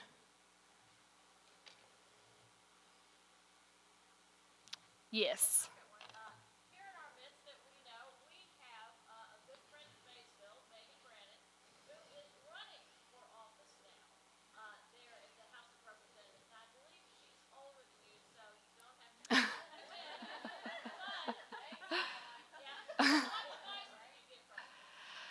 Stay true to yourself.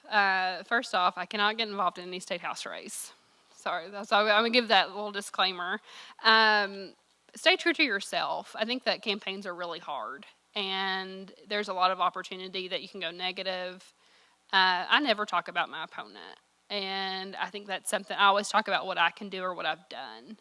And I think that's the best thing that you can do, because in campaigns you can get desperate. If you hear, yesterday, in the last week, my head just wants to explode. Like one day I got a call from the police saying that my opponent had signs missing, and they were afraid they were going to start blaming me. And so they just wanted me to give a heads up. And I was like, I don't have time to steal a road sign, and they're all in the right of way. Like, check the road department. That's probably where they're at.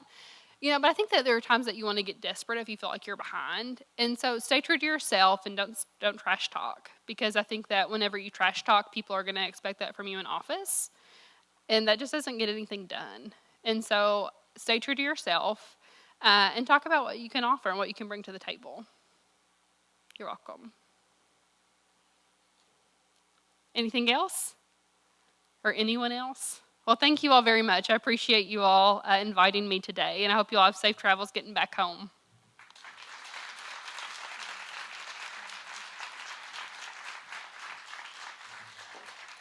So I knew I was going to love listening to her speak, because I'd heard her a couple of times, and our backgrounds are fairly similar. I'm not running for office, but going to D.C. for a while, working in congressional offices, and then just being a young person. I've been mistaken as an intern, as a secretary, as someone's daughter, someone's wife. It's always, you're never supposed to be the one actually filling the role. You must be a supporting role instead of actually the one in the chair that deserves a seat. So thank you so much. And I hope all of you take that away, and there's probably a sale on folding chairs somewhere at Lowe's or Rural King or something. So maybe the chamber can work out a discount for all of you who attended today. But we have some door prizes that we're going to give away. And Molly and Susan have already taken care of drawing the names. We had some very generous donations from Keckler Real Estate, Nesco Resource, Traxel Jewelers, Kroger, and Megan Brandon for state representative. So thank you. Let's give a round of applause for our door prize donors. And then I'll just call your names up here in a second. But thank you all again so much for joining us today, for showing up for the women in your community, whether it was a colleague that you said yes to come, or if you were the one inviting the colleague to come. Thank you for believing in the female community here in Maysville-Mason County and the surrounding area. And just like she was saying, changing the narratives that we're telling ourselves. I hope you found some really encouraging and inspiring stories to tell yourself going forward. I hope you have a wonderful rest of your Friday and a great weekend too. So thank you so much. All right, I'll just name off these names, and then you guys can scoot out and take some pictures with Katie, so she'll stop taking pictures of me right now. So Christina Buckler, Sarah Gallenstein, Misty Pfeffer, Heaven Green, Morgan McKenzie, Mariana Best, Sharon White-Coe, Treva Gilbert, Tracy Chain, and Stephanie Berry. You guys have door prizes to pick up. Thank you all.